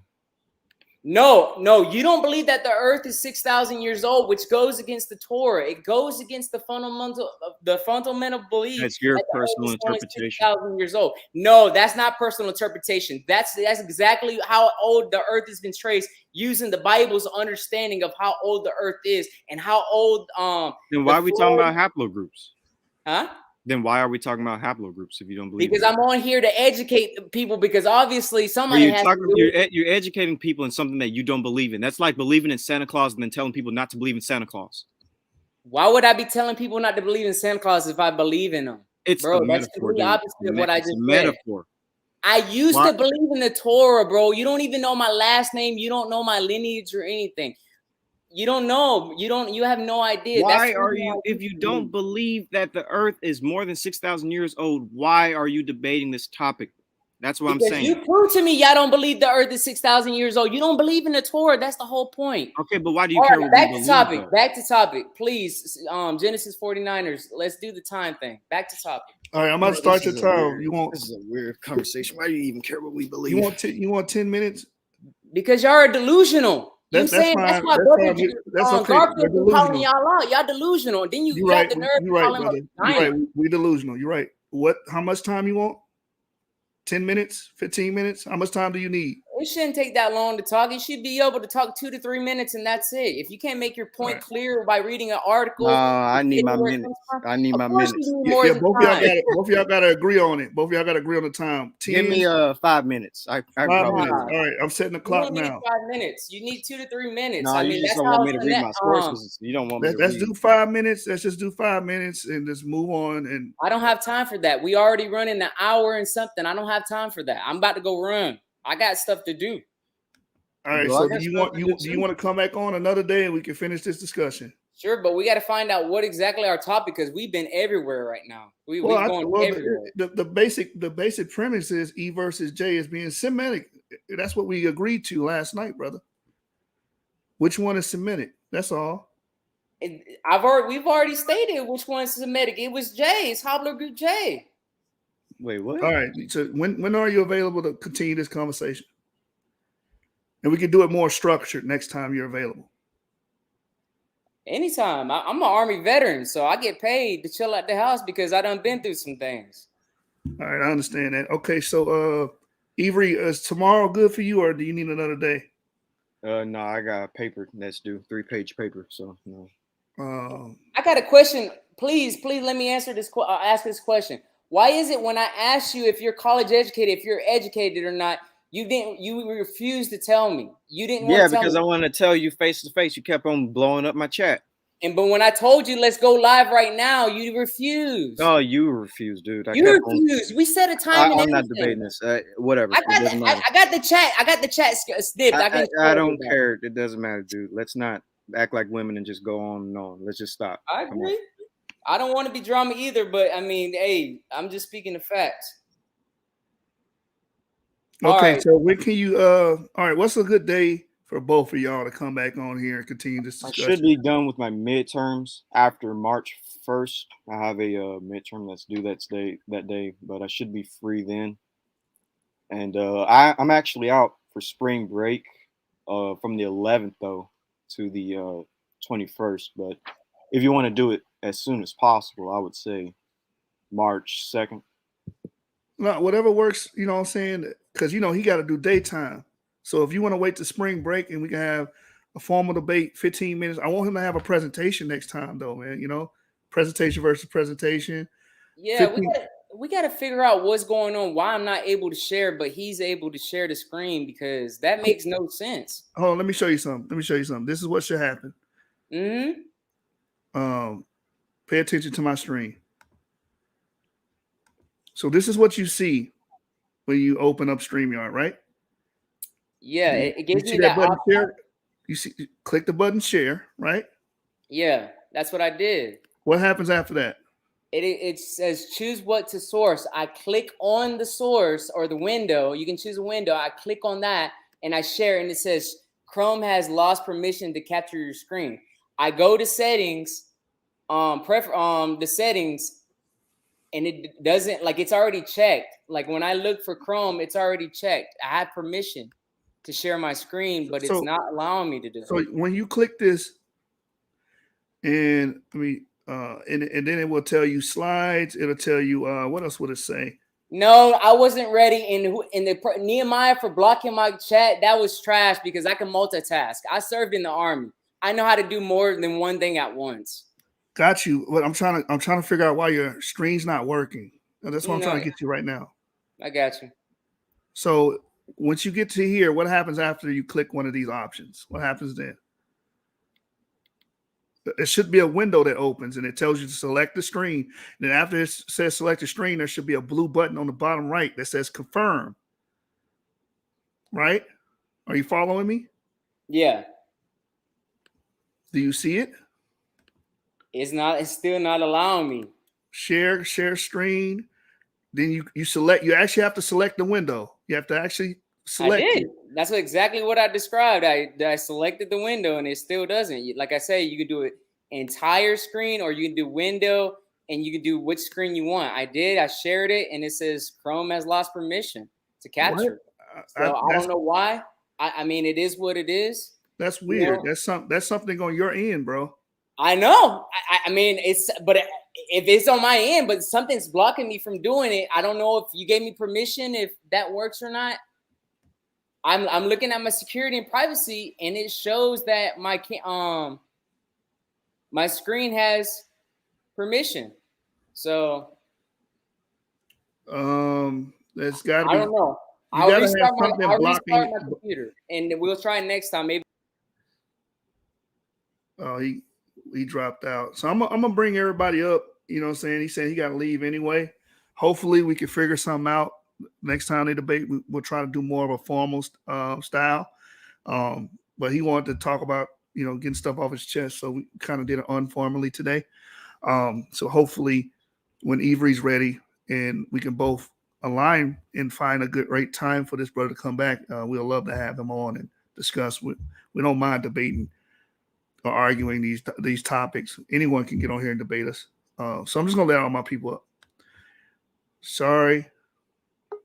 Shalom, Shar, shalom. Shalom.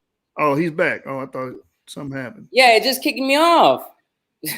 Yeah, my Chrome. I just can't shut tell you down. what's. I wish I knew what was going on, man. I don't know. There's something on your end. All right, so there's another article. We should leave it at that because he got the ability to go all through those articles and talk. But the main problem is when it comes to ancient DNA from the Neolithic, Israel reveals the role of population mixture in culture transmission. It clearly identifies which the people that were the Israelites during that time. We don't have Israelite remains, dude. Yes, we do, bro. No, you don't know. Just because you don't have it, you don't know. They have it. You have to download the Excels, open it up, and you can see which one belonged to what. You can see there's a lot of J1As in that area. We don't have Israelite remains. I can give you the ones. I'm going to end it there. We don't have it. I know you're running. This finding contrasts with both earlier Neolithic and Epipaleolithic Levantine populations, which were dominated by haplogroup. The Israelites didn't exist in that. And later, be quiet. The truth coming out. And later, Bronze Age individuals are who belong to haplogroup J. Israelites aren't Bronze Age either. Yes, they are, you dumbass. They're later Bronze Age, Iron Age, you dumb shit. I knew the Israelites are Iron Age people. Yes, they are. If you look up what age were the Israelites in Canaan, you would see. All right, so listen. Hold on. Oh, if I could reach to this computer. Why are you so mad? Hey, no, we're not gonna do that. We're not gonna do that. Hold on. One at a time, y'all. All right, so we at the end of our discussion, debate log, whatever you want to call it. Right now, it's just gonna be an open discussion. You said you have to leave here in a minute. Anybody got questions for the brother? Go ahead. Open panel. Just be respectable. Why are you screaming? Yeah. Why are you screaming? Why are you screaming and cursing? That's why he brought up that article and he lied about it. That's why. He said that the Israelites weren't later Bronze Age, Iron Age. That is a lie. And for somebody that don't believe in the Bible, I am not surprised. They aren't Bronze Age. They aren't. They're not Bronze Age. They are later Bronze Age. The Canaanites were Bronze Age. And also, we don't have Israelite remains. Yes, we do. It's tailgate though. Yes, we do have the remains. You got to download the Excel file to see it all. Bro, relax. You can make your point without. Stop lying because that's what you're good at. You're good at lying. Okay, what article can I go to see the Israelite remains? Did I just not say which one it was? Type it in the chat. Type in the title. Please. And if you don't have access, that's on you. You have to have Athens access. That's why I asked this brother, the Hebrew of Israel, if he had college access. He had no idea what I was asking that for. If he would have just asked me, why you want to know? I want to know if you have college access. I don't tell people my personal life like that. Bro, I have a college degree. I have a few college degrees. What are you talking about? I'm an Army veteran. I don't care. You know, what, you gonna find me? Good luck fighting me, bud. I mean, it is what it is. I didn't say that. So what are you talking about? We're not saying our names or our faces, so good luck with that.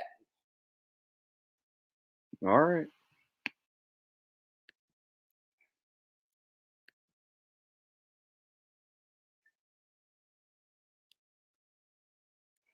All right, so I want to. And what exactly is this article saying again? While he's getting that, James, I'm just going to pull up information to prove what period Israelites belong in. We just give sources here. Everything else is fine, I guess, but we're bringing source material to validate and cement our points. So let me see if this is it right here. Yeah, here it is. So this is from antiquities.org. It says clearly here the Iron Age also is referred to as the Israelite period.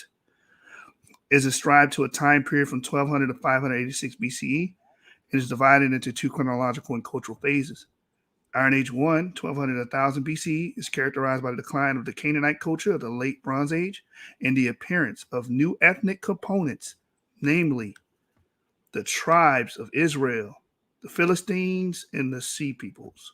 So the Israelites would indeed, when they become an ethnic component, ethnic group, they hit the world stage, it would be within the Iron Age. And brother, Genesis 49, that's a good, if you want to have me for a topic about the Sea Peoples, I'm all for that. And how Ramses III enslaved these people, and they actually had so-called Israelites, the Dinyan or the Danooi. I'm all for that, brother. You heard it here. Now, I mean, we can have discussions anytime you want, man. You're welcome to come on the channel. I don't mind. I just wanted to bring forth information. That's all. Well, I was kind of afraid at first because especially when I saw you called that brother Garfield a pussy, I was like, oh, this guy is hardcore. You know, I can't believe he called him that. Like this brother Garfield got a degree from Michigan State and all. I'm like, damn, this brother's educated during Black History Month. Come on now. Yeah, you're right. But my business between me and Garfield go back years, so you wouldn't understand. Ah, so it's an insider trade. This is what I see. And them brothers that said worse things about me. They love trying to play like they angels. But it is what it is. I honestly didn't like being talked behind my back. I would have loved to do a debate, but changing up the time slots to do it, I got things to do. You see what I'm saying? Just like all y'all brothers and sisters got things to do. I got things to do too. Hey, look, man, you EV13, you E family. From my worldview, you family in my eyes. So I don't, regardless, whatever happens, happen. I don't care. You can come back on the channel. We set up a debate and go from there, bro. But, you know, we're going to do it more structured next time. It's not going to be free flowing like it was today. You're going to have your time. Avery going to have his time. We're going to move on from that. Yeah. All right. So right now we're just going to do an open panel segment. Anybody can speak, ask questions, just be respectful and cordial. So not all at once. Not all at once. Let me see. Sean, do you have anything you want to add? Commentary? Actually, I don't. It's just getting too emotional for me. You know what I mean? I'll fall back until the next time the young brother come back on. All right, my brother James, you have anything you want to add? Commentary, questions, or anything for the brother? Yeah, I just want to see this outline where in this article I can find the Israelite remains he was talking about, and you know what's the genetic analysis on them. Because from my understanding, the article he's given us is about the Chalcolithic period. Yes, it uses the name Israel, but it's talking about a geographical location, not the people Israel. So I'm just trying to figure out where in this article does it show these Israelite bodies he's speaking about. All right, so the answer to that is if you go look up the give me a second while I pull this up, because everything crashed like I told you when my Chrome shut down for some weird reason. You can also just type it in if you want. Just type in the title. Nah, I got it. I want everybody to take this down because that Razib Khan, that guy, I never seen somebody tap dance around genetic evidence ever in my life, but that guy is the greatest tap dancer ever. But it's the source is ancient DNA sheds light on the genetic origins of early Iron Age Philistines. And if you go down, it's probably like halfway, you'll see a drop-down menu. And you're gonna have to open it. I don't mean to stop you, but you gave me an article and said that this was the article it's in. I pulled up the article. Yeah, you see it. It says Haplogroup J. I said it already. I read that one already. It said that Haplogroup J was the ones that came in during the later Bronze Age. That's the Israelite period. They came in during the later Bronze Age. Let me read it again for you, brother. This finding contrasts with both earlier Neolithic and where does it say those are Israelite graves? I'm reading. Okay, go ahead. This finding contrasts with both earlier Neolithic and Epipaleolithic Levantine populations, which were dominated by Haplogroup E. I never denied that Haplogroup E was original. I said that they were always there. But if you read this last part, and later Bronze Age individuals, all of whom belong to Haplogroup J. It said early Bronze Age. No, bro. If you go and you hey, wait a minute, but that has nothing to do with my question. That has nothing to do with my question. That is your question. I gave you two brother, how you gonna tell me what my question is? Yes, that you my question was about. Wait a minute, brother. My question was about. You said that they were verified Israelite burials. That's just Haplogroup J. It doesn't say these are Israelite graves. Nowhere. Bro, if you look up Giddo, it was a Canaanite city. It became an Israelite city. When they did the DNA, they found Haplogroup J amongst R1B, which they claimed was Canaanite. That's the whole concept with Ben Yehuda, the former prime minister of Israel. So it's not Israelite, it's Canaanite? Give me a second. No. Exactly. Don't say it because it's not. It was Israelites. They were Israelites and Canaanites. All okay, then tell me where in the article it says. Tell me where in the article it says these are Israelite burials.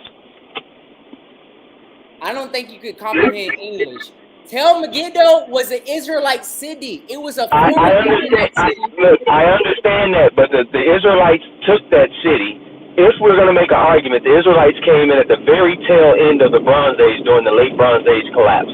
That's when they first came into Canaan. They were not a political entity until Iron Age.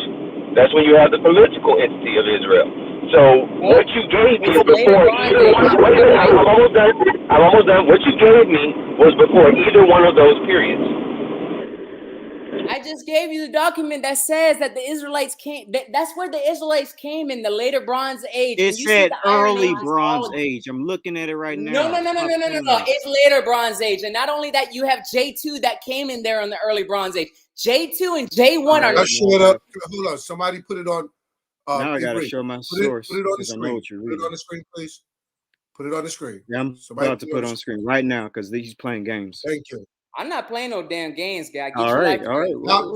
Stop cursing and getting emotional. We're going to go through I ain't getting emotional. Don't call me out of my name.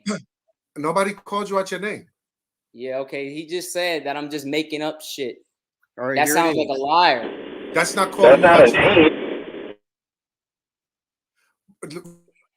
Just relax, please, bro, and I'm relaxed. It's already been proven in this video that y'all don't believe in the Bible. So, I mean, I'm just saying. Share your information, Avery. All right, there it is right there. That's the paper that he's talking about. And here's another one, too. There's this one, but there's also... No. Let's read that. No. Don't change. Hold on.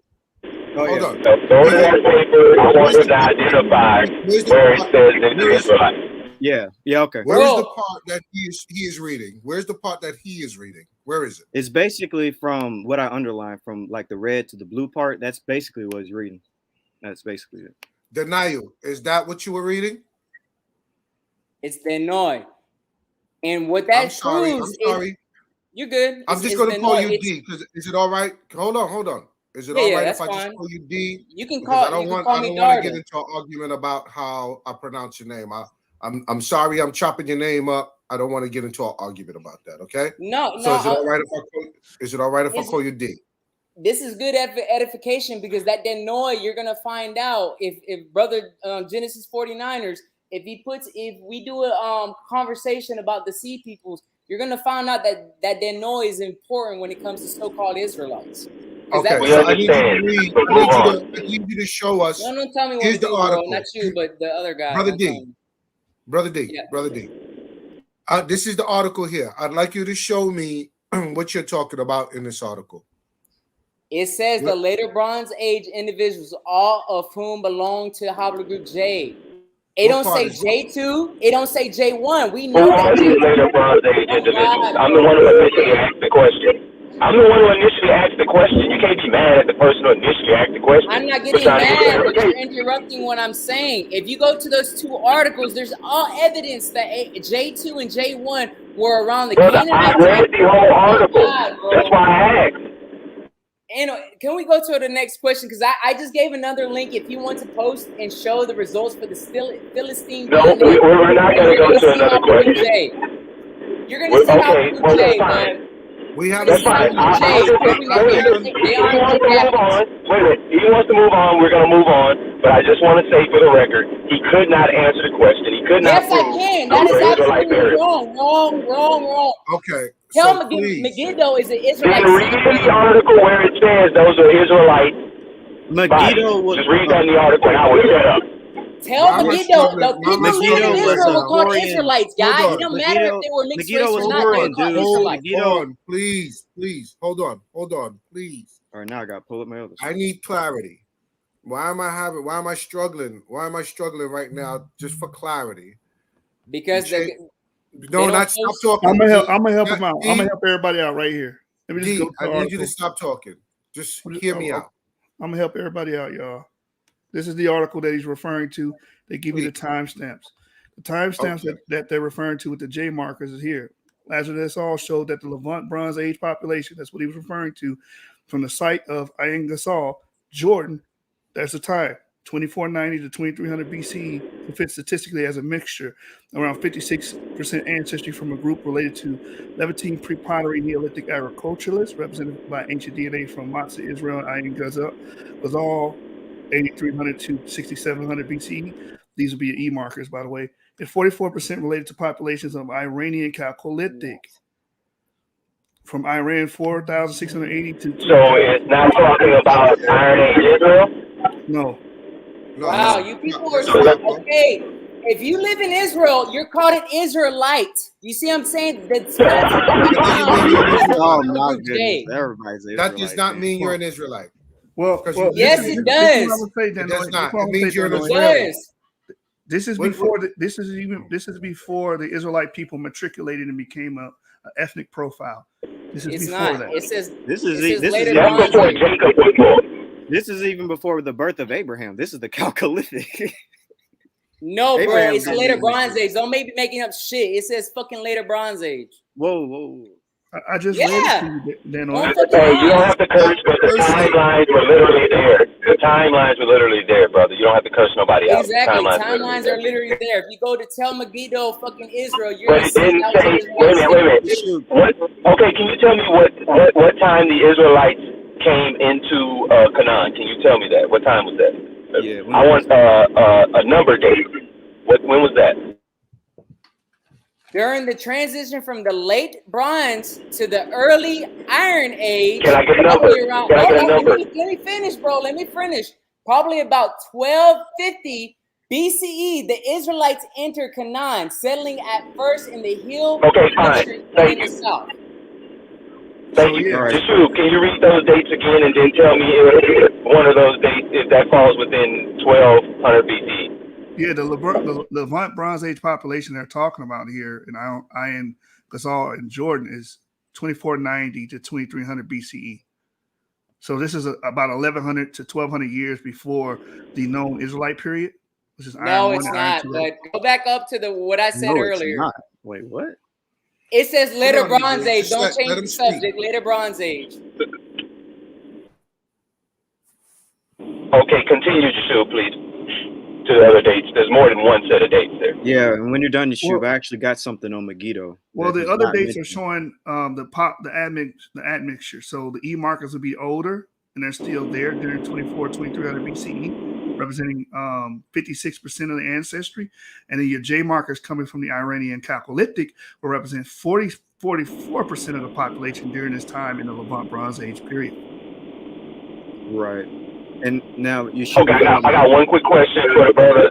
Oh, go ahead, Jerry. Go ahead. You should, if you don't mind, can you share my screen really quick? And so as for the whole Megiddo situation, we know the people of Megiddo in that time period. They were also Hurrians. This is from National Geographic. Royal burial in ancient Canaan may shed new light on biblical city. So let's read it. Researchers are particularly intrigued by the origin of Megiddo's ruling class since diplomatic correspondence with Egypt in the 14th century BC. Following the conquest by Thutmose III reveals the king of Megiddo at that time did not have a Semitic traditional Canaanite name, but rather a Hurrian name, Baradia. I may have butchered that. What does this got to do with later Bronze Age, bro? This is the Bronze Age. This is the Bronze Age. Where does it say later Bronze Age? Where does it state? You just said it. Show it where it says later Bronze Age. Do you know when the 14th century was? No. You said it says later Bronze Age. You show me where it says that right there. It says 14th century BC. What It's year? right What time period would that be, D? What time period would that be, D? Do you not know what this is? Let me read. Hold on, Erie, Okay. hold on.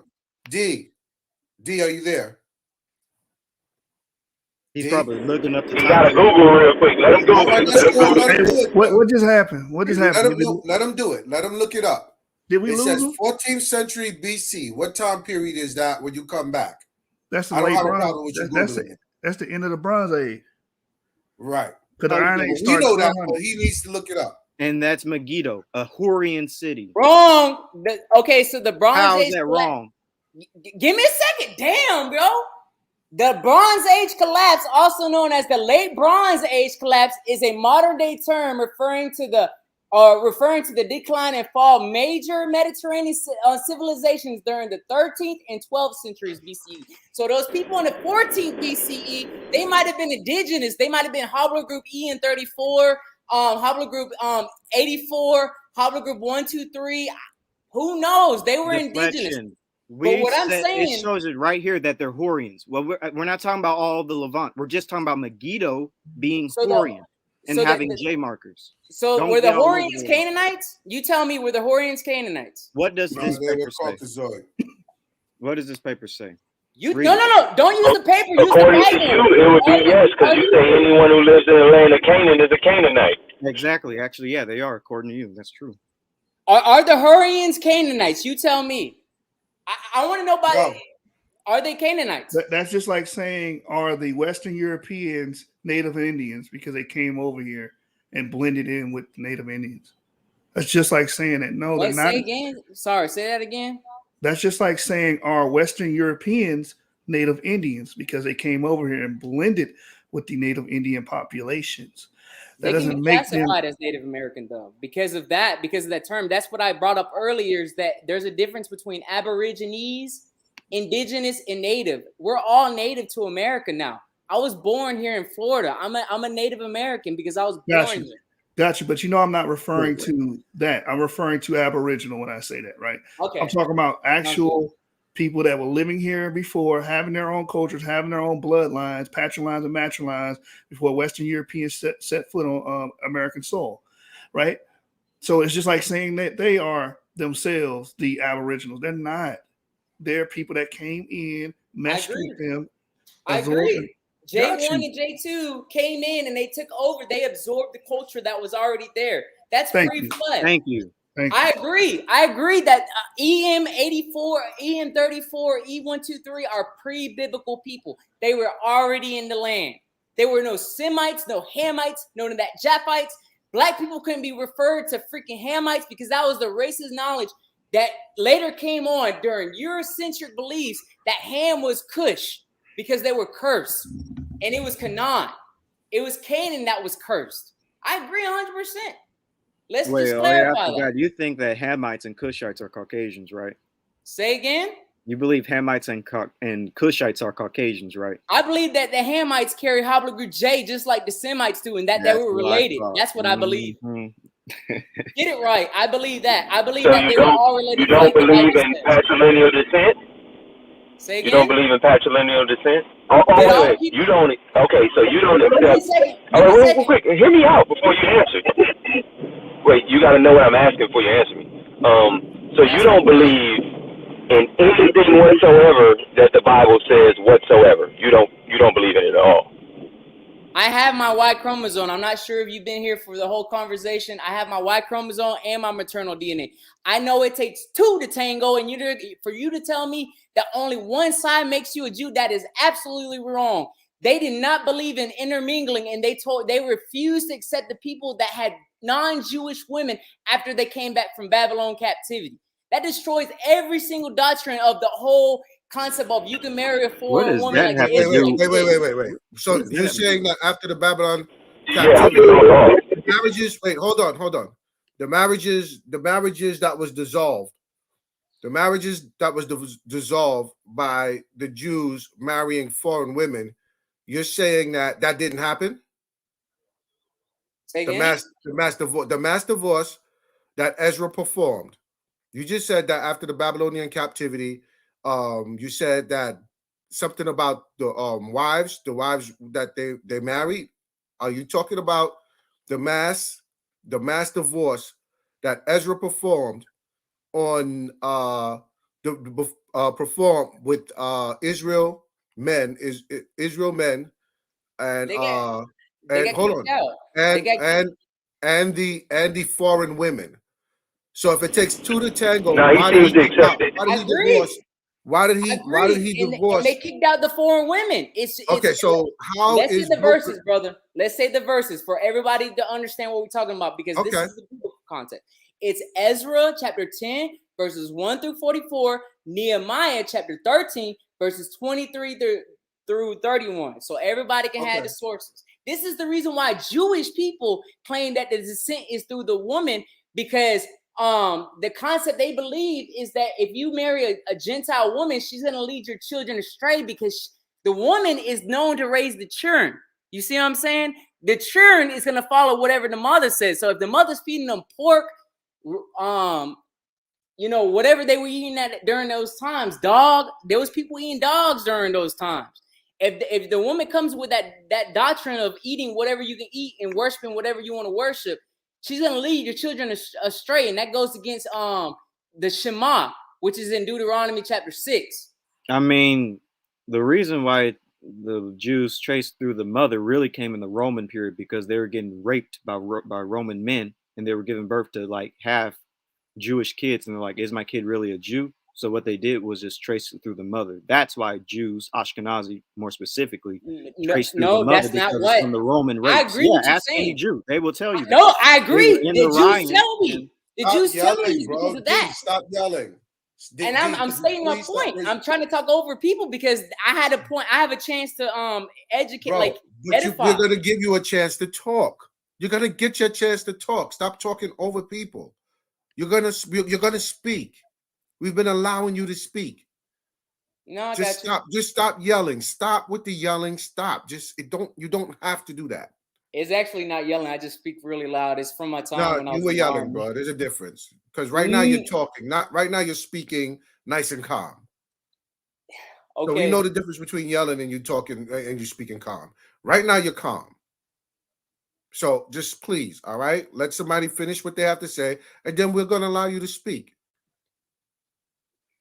Yeah, so my only point is, I'm going to make this quick. The Jews, specifically the Ashkenazi, do the whole mother situation because they're getting raped by Roman women. They're getting raped by Roman men.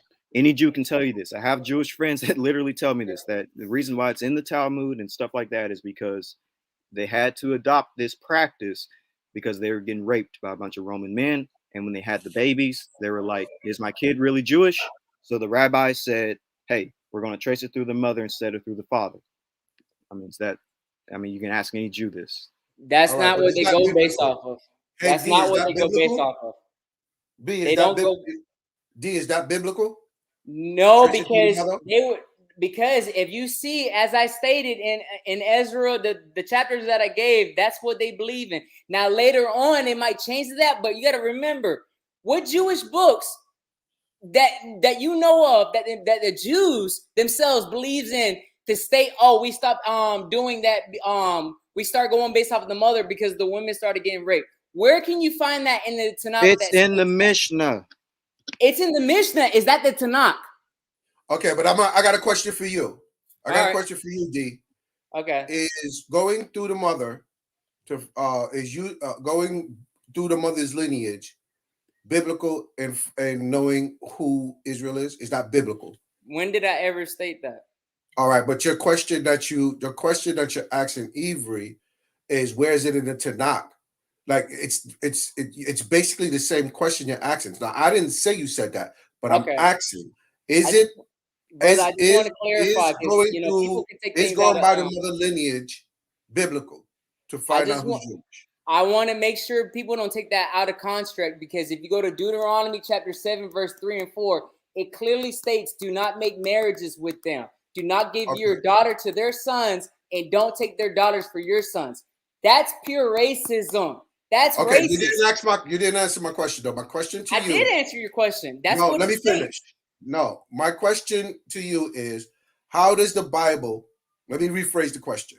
Okay. How does the Bible follow the lineage of Israel? From the Torah alone, or I already know it's based off the father. The whole, but that was only the Israelites. The Israelites only. You don't know what the Moabites were practicing. You don't know what the Canaanites not talking about the Moabites. I'm not talking about the Moabites. We're talking about Israel. You're gish galloping now. I just asked you a simple question. How do we find the lineage of Israel? Do we go through the mother or the father biblically? I done told you, in order to be Jewish, because you said that we go through the father, right? Biblically? The way that they did it is you don't make marriages with the Gentiles, like I just read, and it is talking about the Canaanites during that time, but this is what Jews believe in. That's why I gave you the books already. I asked you biblically. I didn't ask you what the Jews believe. I asked you biblically. What of Deuteronomy 7, 3 through 4 don't you understand? Okay, you're not. How do we trace the lineage? When they trace the lineage from Adam, when they trace the lineage down from Adam to Enoch, from Enoch, well, let's stay with Israel. How does the Bible follow lineage? How does the Bible follow? Through the father, right? Let's clarify. The people have already said they don't believe in the Bible. They don't believe Shem ever existed. So Shem's out the window. You're scalloping again. We do believe in the Bible. You keep making that claim. No. He said it. He said it that he doesn't believe in the Bible. I'll tell you why he said it. I'll tell you why he said it. You know why he said it? Because you kept making a claim, and just to move on and not argue with you, he just said, "Okay, fine. We don't believe the Bible." Because you kept making that claim. That sounds pretty convincing. I would never state that if I believe the Bible, brother. All right, well, that's you. He did that because you continuously arguing, and he just wanted to move on to the question. He wanted to move on to the question at hand. It's not arguing. Let me say, you just said something. Let me finish too with that. If you don't believe in the 6,000 year Earth, if you don't believe that the Earth has a what is it called, like a glass, a dome over it, like the flat Earth depictions. If you don't believe stuff like that, how can you believe in the Bible? If you don't believe a flood happened like worldwide, how can you believe the Bible, which we know there was no worldwide flood? I stated already in this interview or this debate that the flood was the Black Sea hypothesis, because it didn't used to be a Black Sea. It was a freshwater lake. Hey, you believe in the Bible? Can I just go to the Bible real quick, because he said something about not being able to marry outside of the Israelite lineage. And I know Ephraim, Joseph married an Egyptian woman. I know. I'm not going to that. It contradicts itself. I know, brother. No, the Bible does not contradict itself. It does contradict itself. Well, because it says not to be marriages with them. You're contradicting yourself. Danooi, pay attention. Watch this, Danooi. Danooi, watch this. I don't believe in the Bible. Okay, fine. 1 Chronicles 2, and when you go to the part about I think it's Jeremiah, or no, wait, let me see.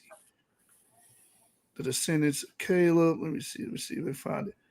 Right here. Remember what you said. You can't.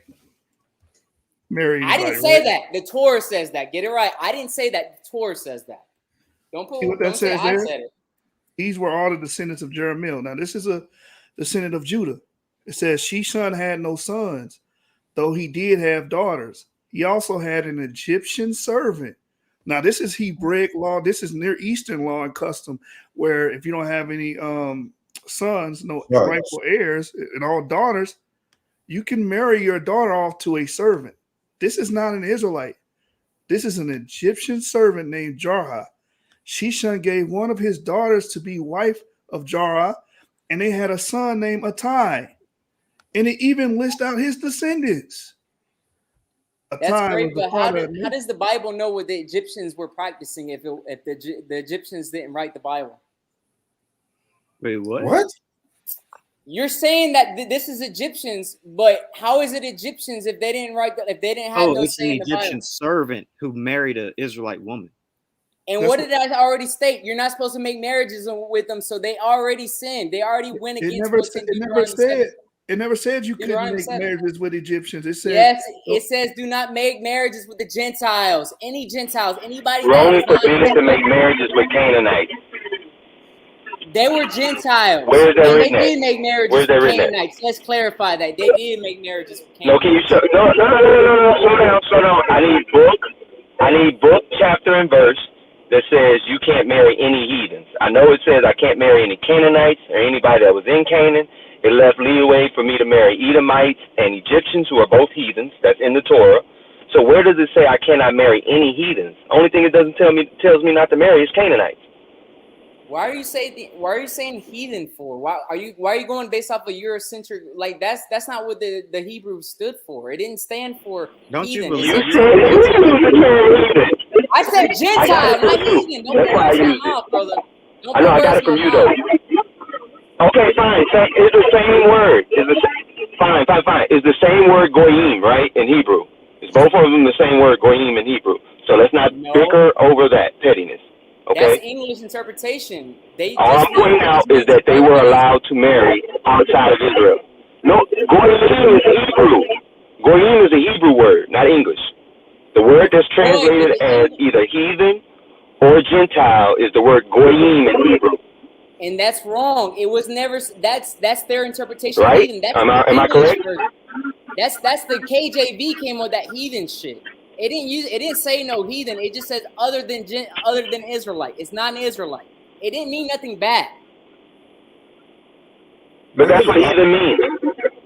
That's what heathen means. Bro, a heathen is somebody. That's not what the definition of heathen is. Don't be saying it's the definition of heathen. Heathen literally means outside. A person who Okay, does not what word in Hebrew is translated as heathen? especially Can you one tell me who that? is not a Christian, Jew, or Muslim, as regarded by those who No, do. I said in That's Hebrew. English. This is English. This ain't Hebrew. Okay. I didn't ask you that. Brother. I didn't ask you English. I asked you in Hebrew. Do you understand the difference between English and Hebrew? They're two different languages. I asked you what was the word in Hebrew that's translated as heathen. No, KJV, the Strong Concordance of the KJV What? translated to It's goyim. What? The people of Europe translated to heathen. Get it right. The Jews didn't. It's goyim. It's goy. Goyim is plural. But the Hebrew term is goyim, right? And you're not supposed to make Okay, same marriages thing. with the Thank you. Israelites Then did. we're both saying the same word. Then you just admitted that. Okay, brother. Slow down. We just agreed that the term goyim means, or let's say outside of Israel. That's the same thing. That's what the word is translated from, goyim. Fine. We don't need to bicker about that. It's the same word. The issue is, you said that they couldn't marry anyone outside of Israel when there's very many scriptures in the Torah, that says they can. The Torah says that, brother. Okay, what book, chapter, and verse, please? I done gave it to you right now. I already gave it to you. Okay, brother, did you hear what I said? Book, chapter, and verse, please. Deuteronomy chapter 7, verses 3 through 4. Do not make marriages with them. All right, hold on. Can someone bring that up on the screen? What verse you need, brother? What verse you need? Deuteronomy chapter 7, 3 through 4. And don't use the KJV either. I don't. I never. Okay, which translation would you like me to use? Use the Young's literate translation, or the Septuagint, because that's what the so-called Israelites would have been using during the Greek time. Well, I use the NLT. Okay, so you want the Septuagint. I use the NLT. I didn't say because, you have to. Sorry, Genesis 49. I'm using the NLT because it has an up-to-date corpus receptus. So, like a lot of the stuff that came out in the 1900s, like the Dead Sea Scrolls and stuff like that, it considers that. But I can try to find what you're talking about online. I don't know if I can. I do have the Blue Letter Bible has the Septuagint. What are you using? Genesis 49. What'd you say? The NLT. What is that? The New Translation? New Living Translation. And the problem with that is that they use words like Ethiopians instead of Cushites when they didn't even refer to Ethiopians. That's so irrelevant. That is not really irrelevant. They changed words around, and you change the words of the Torah, you changing the words of Yah. Danooi, but back then Ethiopians during that time would be. Hold on. Back then Ethiopians during that time would be Northern Sudan. No, they weren't. And I didn't say that Cush was in. I explained to this to him as well. He didn't even. We'll go over this in another video. What verse? What verse do you want? 7, 3, and 4. Yes, this is what they were supposed to keep. They weren't supposed to make marriages with any other people besides their own because they weren't supposed to lose their religion. Okay, so I understand in context. That's read this in context. Let's start at verse 1. All right. It says, when the Lord your God brings you into the land you are about to enter and occupy, he will clear away many nations ahead of you. The Hittites, Girgashites, Amorites, Canaanites, and the Perizzites, Hivites, and Jebusites. So that's the subject matter there. These 7 nations are greater and more numerous than you. When the Lord your God hands these nations over to you and you conquer them, you must completely destroy them. So the them is who? The Hittites, Girgashites, Amorites, Canaanites, Perizzites, Hivites, and Jebusites. That's the them. And show them no mercy. You must not intermarry with them. Who are the them? The Hittites, Girgashites, Amorites, Canaanites, Perizzites, Hivites, Jebusites. Do not let your daughters and sons marry their sons and daughters. Who are the there here? The Hittites, Girgashites, Amorites. No, man, that's all the nations. They're not supposed to marry. And that goes, the precept to that is what I already said is Ezra chapter 10, verse 1 through 44. And all right, so let's finish this and then we'll go there. Let them finish this. D, you cut them off. No problem. We could have finished our debate as long as you've been here. I thought you was going to leave. Now you're still here. We could have kept debating. I'll leave right now. No, nobody wants you to leave. Don't leave. I wasn't done on the core or axis. I could have been deeper. Hold on. So please don't cut them off again, all right? And then we'll go to your according to the narrative, because you said I don't believe the Bible. That's fine. You don't. But according to the narrative, it says the 7 nations here are the subject. So wherever you say them there, you plug in the 7 nations. This is basic reading skills. I agree. Basic reading skills. That's why when you precept Ezra chapter 10, verse 1 through 44, and Nehemiah chapter 13, verse 23 through 31, you would see that those Jews that intermingle with the different nations, it doesn't clarify which. If it does clarify, I can guarantee it's not the same ones you're talking about. So it shows that they kicked them out. So you were Jewish. You had to be Jewish based on your mother too. Your mother had to follow this. Had to be of Jewish lineage also. All right, D. Could you not interrupt him again, please? That was interrupting. I didn't hear anybody speaking. Sorry. He was speaking, brother. You talked right over him. All right, so let's go to Ezra's because this same argumentum is being used by BHIs as well, and they go to the same scriptures. And when we look at this scripture here, it's clear it's talking about the 7 great nations if you read it in context. Now, when we move to Ezra's, what's that chapter? So we can actually clarify what's going on in Ezra, because it actually tells you what happens. Can you give me that chapter? Here, I'll find it. Well, I'm sorry, you were speaking to me. What happened? Yeah, the chapter where Ezra, the intermingling with other women and what Ezra did about that. He kicked him out of Israel. Give me the chapter so we can read what it says. Because people say this about Nehemiah too. Yeah, because it gives the reason he kicked him out in the chapter. I'm so confused. What's going on again? Give me the chapter of Ezra when he deals with I'll be back. the brothers that are intermingling with foreign women. Which one do you got? So you got the Ezra one, right? You don't got the Nehemiah. Is that the one you want, Nehemiah? Yeah, so people go to Nehemiah as well and say the same thing. Oh, he kicked those people out. And it's because the Jews. This is what the Jews believe. What this is the what they chapter teach. and verse, D, please? Nehemiah. Because it's the same. It's the same situation. It's the same. It's the same. How is it the Go same to Ezra situation 9. when Is it's it Ezra Moabites? 9? Right, we'll go to Ezra 9, and then we'll go to Sure, Nehemiah. because Ezra 9 started, I think, verse 1. I think it's Ezra 9. All right, so this is Ezra chapter 9. It says, when these things had been done, the Jewish leaders came to me and said, many of the people of Israel and even some of the priests and Levites have not kept themselves separate from other peoples living in the land. They have taken the detestable practices of the Canaanites, Hittites, Perizzites, Jebusites, Ammonites, Moabites, Egyptians, and Amorites. For the men of Israel have married women from these people and have taken their wives for their sons. So the holy race has become polluted by these mixed marriages. Worse yet, the leaders and officials have led the way in the outrage. When I heard this, I tore my cloak and my shirt and pulled hair from my head and beard and sat down in utterly shock. Then all who trembled at the words of God of Israel came and sat with me because of this outrage and committed by the return exile. I sat there utterly appalled until the time of the evening sacrifice. At the time of the sacrifice, I stood up from where I had sat in the morning with my clothes torn. I fell to my knees and lifted my hands to the Lord. My God, I prayed. Oh my God, I'm utterly ashamed. I blush to lift up my face to you, for our sins are piled high than our heads, and our guilt has reached to the heavens. From the days our ancestors unto now, we have stepped in sin. This is why we and our kings and our priests have been at the mercy of the pagan kings of the land. We have been killed, captured, robbed, and disgraced, just as we are today. But now we have been given a brief moment of grace, for the Lord our God has allowed a few of us to survive as a remnant. He has given us security in the holy place. Our God has brightened our eyes and granted us relief from our slavery, for we were slaves, but in his unfailing love of God did not abandon us in our slavery. Instead, he caused the king of Persia to treat us favorably. He revived us so we could rebuild the temple of our God and repair its ruins. He has given us protective wall in Judah and Jerusalem. And now, oh our God, what can we say after all this? For once we have abandoned your commands.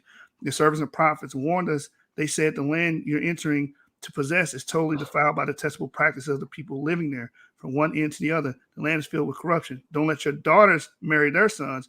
Don't take their daughters as wives for your sons. Don't ever promote the peace and prosperity of those nations. If you follow these instructions, you will be strong. Hey, Sue, that's a reflection right back to Deuteronomy, huh? Yeah, it's going back to Deuteronomy. Literally what we just read. Right, and it's dealing with the Canaanites. Okay. The 7 great nations. It says, if you follow these instructions, you'll be strong and will enjoy the good things the land produces. You will leave this prosperity to your children forever. It says, now we are being punished because of our wickedness and our great guilt, but we have actually been punished far less than we deserve. For you, our God, have allowed some of us to survive as a remnant. But even so, we are again breaking your commands and intermarrying people who do these detestable things. Won't your anger be enough to destroy us? So even if this little remnant no longer survives, O Lord God of Israel, you are just. We come before you in our guilt, nothing but an escaped remnant. Though in such condition, none of us can stand in your presence. So what's the part? I want the part where you said he kicked them out.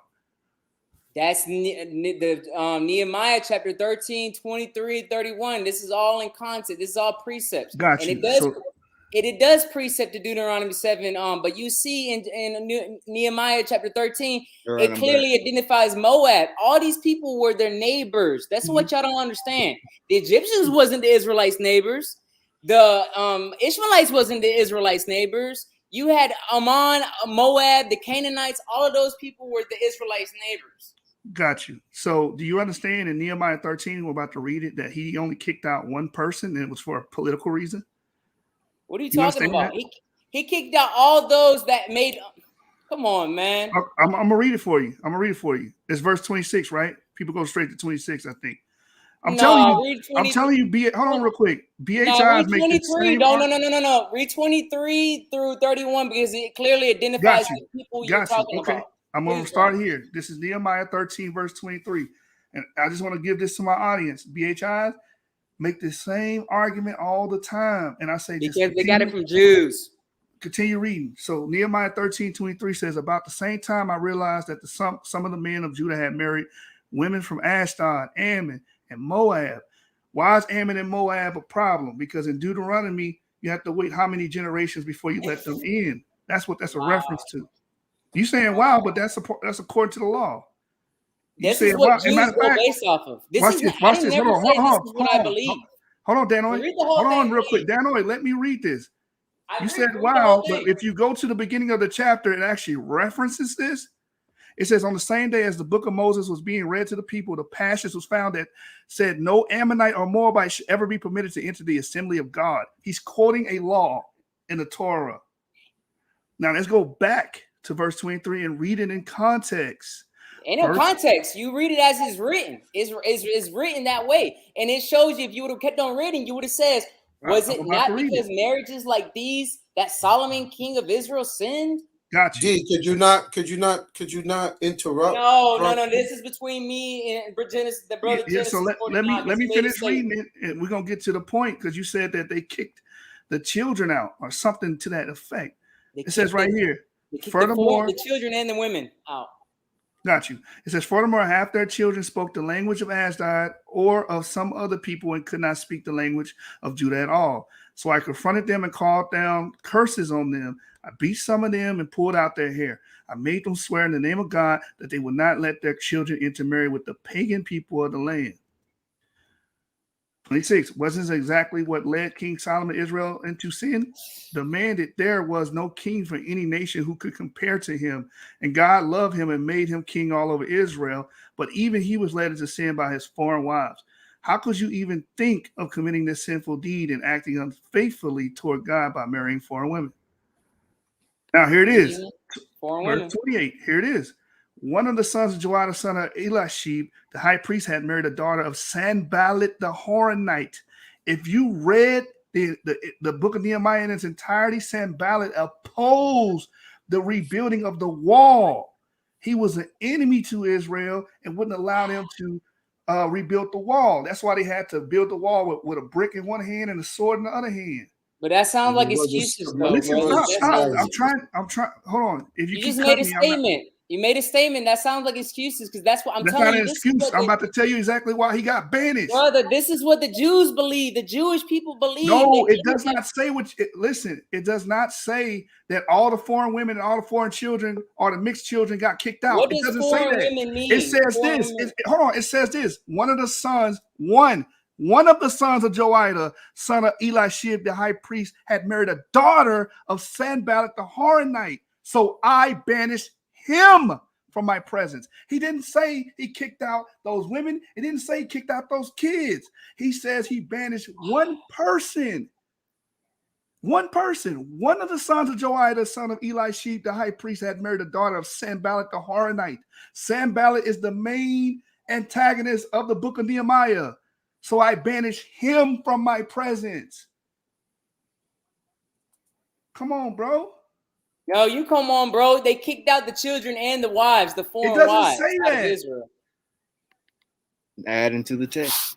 No, I didn't add to the text. Y'all are adding to the text saying that the earth is 6,000 years old and that they never landed on the mountain of haplogroups then? Why do you talk about haplogroups if you think the earth is 6,000 years old? What does that got to do with anything? Because I have a degree in religion and culture studies, and I study genetics, and I have a minor in Judaic studies. All right, so why do you care what we believe? Come on, bro. Why do you care what we believe? Because y'all deceiving African Americans. That's why it's not just y'all. It's not just y'all. No, wait. It's not just y'all.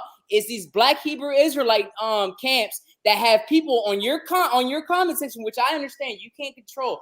But the fact is, they come out with this E1B1A crap, and it just doesn't hold any water. Why don't you go up to the British Israelis and talk to them the same? I do. I told you. I said that already. I do. I debate them all the time. Where can I find I debate them all the time. They're not even allowed on YouTube like Black Hebrew Israelites. They're on freaking BitChute and all those other Rumble and whatnot. You have videos debating them? They don't got no guts to put me on live. All right. And we know the Israelites are we know the Israelites are a mixed group and absorb better populations. We know that. We can see it with their haplogroups. It's not even a question that they will marry other people. They weren't kicking these people out. If they were kicking them out, like you said, they would be one thing, and they're not. They're not one single homogenous group. Why? Because they absorbed other groups, because they married into other groups. You give a daughter to somebody if I didn't have any sons. My son will marry somebody, as long as they was not of the 7 nations or Moab and Ammon, because political reasons. I believe Moab or Ammon, one of those guys, would not allow us to walk through their land or something like that. I'm paraphrasing. I'm trying to remember what actually happened in the narrative. So the Most High was like, look, don't deal with them at all. See, I think the Moab and Ammon thing was about their birth. Was it the birth? Was about the fact that they are in some incestuous relationship. I think that's why the Moab and Ammon thing was, and it's only took 10 generations. Yeah, I have to look at the precept for Deuteronomy on that, Deuteronomy 23, and see why the Most High said that. All right. No. So, it says here, these nations did not welcome you with food and water when you came out of Egypt. That's why. That's why the Most High didn't want us dealing with Moab and Ammon. Man, according to the narrative, because they didn't give them food and water, so you can't make marriages. So who are the Moabites and all those people to this day? Do we know? Have we made marriages with them? Who knows, right? Which Hobble groups is Moabites under? Are they under Hobble Group J? That's a straw man argument. I know one thing. We sure could have finished my argument on the core axis, but since All right, deflected that's from it. That's good then. We'll set up another debate. Just let me know, please. Man, that whole amount of time we could have been talking about. I don't know why. Well, you could have had me on the debate when I said the first time when we set up the time and you freaking flaked. Well, so since you're still here, let's go into the core axis. Since you're still here, let's get into it. Since you're still talking, let's go. We'll see if you still here. I'm down to hear that. That's why I thought you don't want to get into the core axis because it destroys your argument on haplogroup J. Well, I just want everybody to know because He's gonna say he got kicked my out. brother. Even 13, you know what I'm saying? He passionate in what he believe in. It is what it is. But we're gonna set the debate up. But everybody using these scriptures saying that intermarriage was completely a no-go. That's not true. It's not true. And when you read the book of Nehemiah, there was a political reasons why no one he did not want anybody dealing with Sanballat. That's the problem. Sanballat was trying to stop the construction of the wall. That's why it was a problem. It was a political beef. Now he EV13, man. I ain't gonna take that from him. You know what I'm saying? I ain't gonna take that from him at all. But I've heard that argument 1,000 times. Right? Huh? You know, he said. You know, he's gonna say he got kicked off. He didn't get kicked off. He just left, or he dropped off. I know, but I got a feeling that's what he's gonna say. It's crazy that we're able to go to the Bible and disseminate the Bible, but we don't believe the Bible. So. Yeah, we need his help for interpretation. Apparently, I get called an atheist all the time, so they don't bother me. Israelites call me an atheist every day. Oh, you an atheist? You don't believe the Bible? Okay, good. I'm an atheist. Next question. So I don't let it bother me, man. But we'll definitely try to get him back on and actually do that debate, man. Hopefully get something more formal and get it cracking. Go from there. Yeah, agreed. I mean, if I could close my paper tomorrow, maybe I could do it. It depends. I mean, don't count. Handle your academic work, man. This right here is extracurriculars. Just make sure you're doing your academic work, and then we'll figure something out. But one thing I can say, at least he clicked the link and he actually joined. Who was the last person to join and actually engage in conversation? Mm-hmm. I can give him that. YASHAR-YA'OH said that's faithful to God. I don't know, man. I don't know if that's faith. Nah, that ain't faithful. Oh man, y'all funny.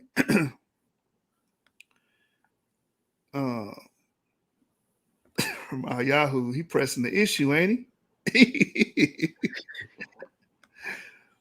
All right, man. I appreciate everybody that came by. Hit that like button, subscribe to the channel, Genesis 49ers, Source Debate League on YouTube.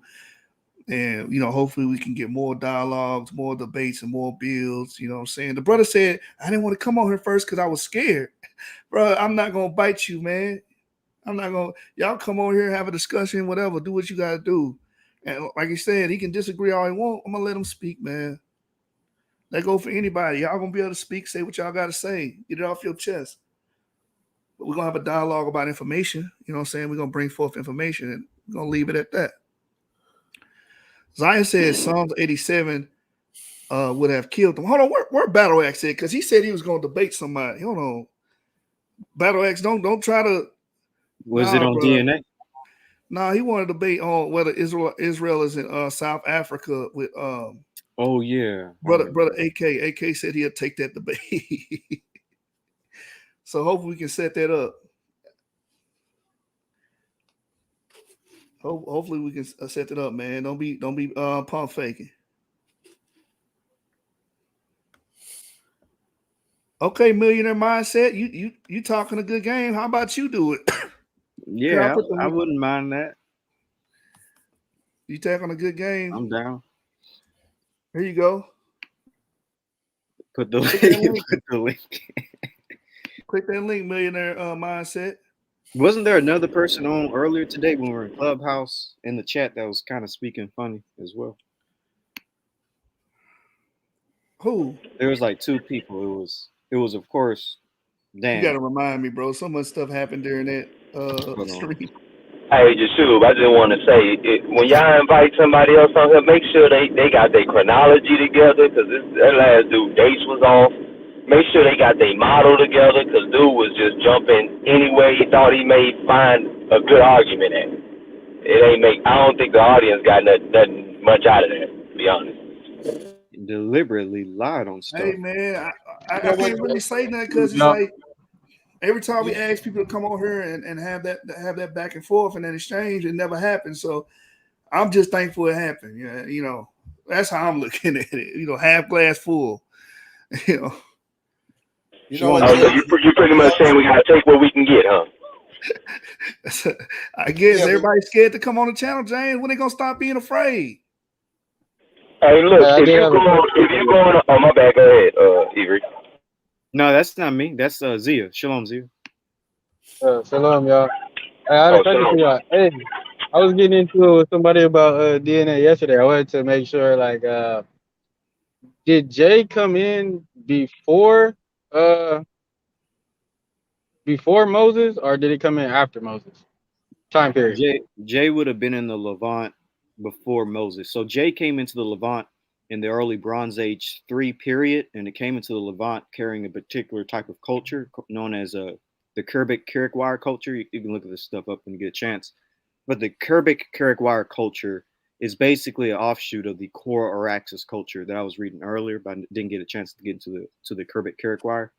And so Jay was basically a Caucasian-speaking people with a Caucasian culture and Caucasian genetics. So yes, to make a long story short, it was in the Levant before. Y'all ain't shit. I'm sorry. Look at what Orthodox board of them talking about. The problem is you. That's funny. I could have sworn that I read something about like Jay coming in around like the Assyrian captivity. Well, some came in around then, but it was in the Bronze Age. Like, that's one thing we do have to acknowledge. It was definitely there in the Bronze Age, before Assyria. Yeah. So. Oh, okay. All right. So when people come to you on that, be ready, for that. Yeah, James. Yeah, I was gonna send his ass to y'all. Yeah, can y'all hear me? Yeah, I can hear you, Sean. All right. Well, James, to your point, James, I don't have a problem with them coming up here with their flawed dates and because it just shows how asinine their arguments are. So I don't have a problem with that. But I get what you're saying. If you want to have a good debate, you want to hear some quality dialogue, But to me, if they come up here with their flawed dates in there, it just helps for us to prove the nonsense they're spewing.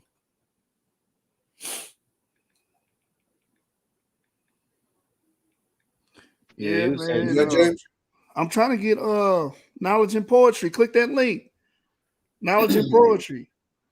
I think that was him earlier, right? Avery.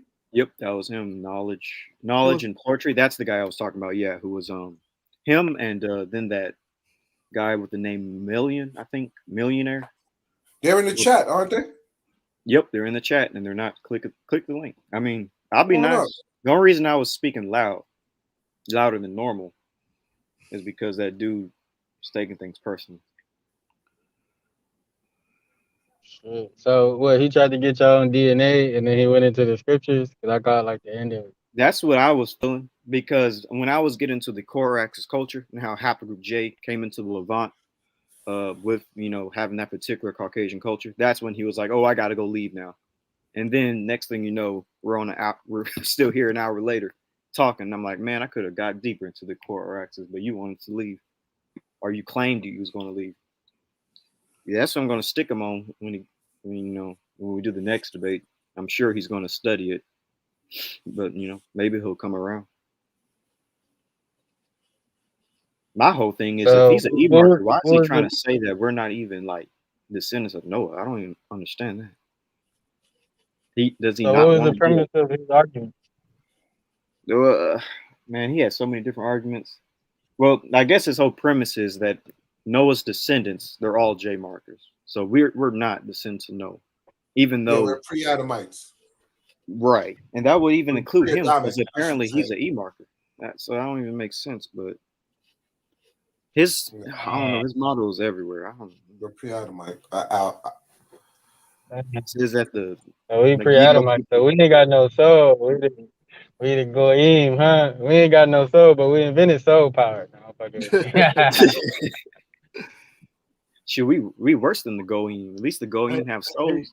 Nehemiah YASHAR-YA'OH, you said that wasn't a quality dialogue at all. He could share screen and talking to a black. Listen, man, we can't control that. And these other channels, y'all say that about Garfield, they don't be sharing no information. They just be going in. We the only one who really got that standard like that. You know what I'm saying? Y'all don't be in there, you know what I'm saying, pressing them. Like, we can't control that dude and his technical difficulties. Yeah, how be praised.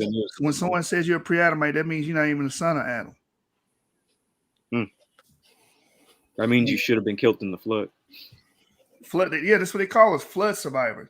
But he EV13, so wouldn't he be a flood survivor? Exactly. That's what I'm so confused at. And he thinks he's an Israelite because he believes that the Danites are sea peoples. So I'm like, what are you saying? I think he's just claiming that. I don't. Next time he come on, I would want him to quantify, Show his qualify DNA. that particular statement. Yeah. Yeah. I don't want to go off of what he says. Find out he's a J mark. Exactly. JP58. Uh-oh. Who clicked that link? Knowledge and poetry in the building. What's going on? Shalom. What's up? Hi, can you hear me? Yes. I mean, I spoke earlier. I was on the, what's it called? The Clubhouse. Wait, are you DNA facts? Yeah. Okay. I don't necessarily agree with the whole J being Ham, Shem, Japheth. I don't agree with any of that. But in terms of the genetics, when you do look at Bronze Age Israel, there is an influx of those people carrying, Armenian-related ancestry and Iranian-related ancestry, and that increases. I think it increases by 14% every millennia. So it does play a huge part when it comes to the autosomal ancestry. And I believe it's in one of the papers that you guys were quoting, or I think it's something to do with Bronze Age DNA in the Southern Levant. I'll find the paper, but it actually states there's a 14% increase per millennia. So if we're going from the early Bronze Age to the middle intermediate Bronze Age, the later Bronze Age, and the Iron Age, it's increasing. So I find that particularly. That's the paper we read. Yeah. Yeah, I agree with that. I agree. Yeah, so that's what I'm saying. I don't agree that J is the haplogroup. I agree that it affected the autosomal DNA of the region. That's a fact. I don't think haplogroup E were the majority at the time. I think they became extremely reduced in size, and these other people were able to dominate more culturally, even though they adopted Semitic languages. But a lot of the cultural footprint came with these invading groups that came from further north. Yeah, that's actually what the papers actually say when it comes Uh-huh. to even Razi Khan even said that when it comes to haplogroup E and J, E was in Hmm. Levant, Proto-Semitic, and then J came in over time through multiple different waves, and they slowly assimilated into Semitic culture, and Uh-huh. to the point that they are now the majority. I think J is the majority in the Middle East, and E it might be like the second It's a highest minority. haplogroup. Yeah, Uh-huh. But so what I I agree. found interesting in that study was there were two outliers that had really high levels of, I think it was Iranian Zagros or the Armenian Caucasus ancestry. But the other two were two siblings, the other two that fit within the normal range of the Neolithic Levantine and the Caucasus ancestry. They were two brothers and they belonged to EM34. So they were E1B1B. So it's Right. interesting that even though they were E carriers, they had substantial amounts of ancestries that were linked to those people. And I think they were even buried in sites like they were close to like a tomb or like a temple that belonged to like the upper class. So it's just kind of, I don't know, it's just kind of weird. Yeah, that makes a lot of sense actually because we found two E Mhm. samples in ancient Armenia in the middle Bronze Age period. So yeah, there was definitely E and J basically cohabitating together for a very long time. Okay, so they could have migrated back with the J basically. Yeah, that's what it would seem like. Or some people even posit that those E markers in Armenia could be from Akkadian expansion. And I kind of go with the Akkadian idea that those E markers got there. Akkadians Yeah, being Eastern Semitic people. because it's interesting because in earlier samples from like Israel, you usually find E1B, you find I think EM78 in like Jordan, but towards the Bronze Age, it's like usually dominated by EM34, and the EM34 that the specific subclades I think is EM84. They were found in more northern regions like Ebla, Syria, and I think it Right, was in somewhere in Turkey as well. So you're right. right, it could have been E that migrated up and then migrated back southwards. So that does, make a lot of sense. Yeah, and that's actually what I believe for Abraham. I showed a video earlier. I don't know if he was there for that part of the debate, but if you just type Uh, in on YouTube migration of Semitic languages, they first begin in the Levant, homeland of mhm, Natufi, of course. In 4000 BC, Proto-Semitic begins, and then 3000, excuse me, 3750 BC is when they began to expand from the Levant into Mesopotamia. And I see mhm. Abraham sort of being a back migration coming, his ancestors being in the Levant, going into Mesopotamia, then Abraham coming back from Mesopotamia to the Levant. Yeah, that makes sense because it's just strange how during the Bronze Age only EM34 dominates and you hardly ever see any other E haplogroups. So it just kind of throws things off. But that makes a lot of sense that it migrated back with the J from further north. Mm-hmm. Yep. Okay. But there was another person in the chat that I also wanted to talk to, but I don't know if he's there. You see him shoot? Who are you talking about? There was somebody else. Earlier or now? Millionaire? I'm looking. Maybe he left. I don't know. Anyways, so Yeah, so the integration of those people don't change the original root of the people that were there before, and that's that's what our argument is. That's why you have papers saying the Natufians will be the likely forefathers of the Jews.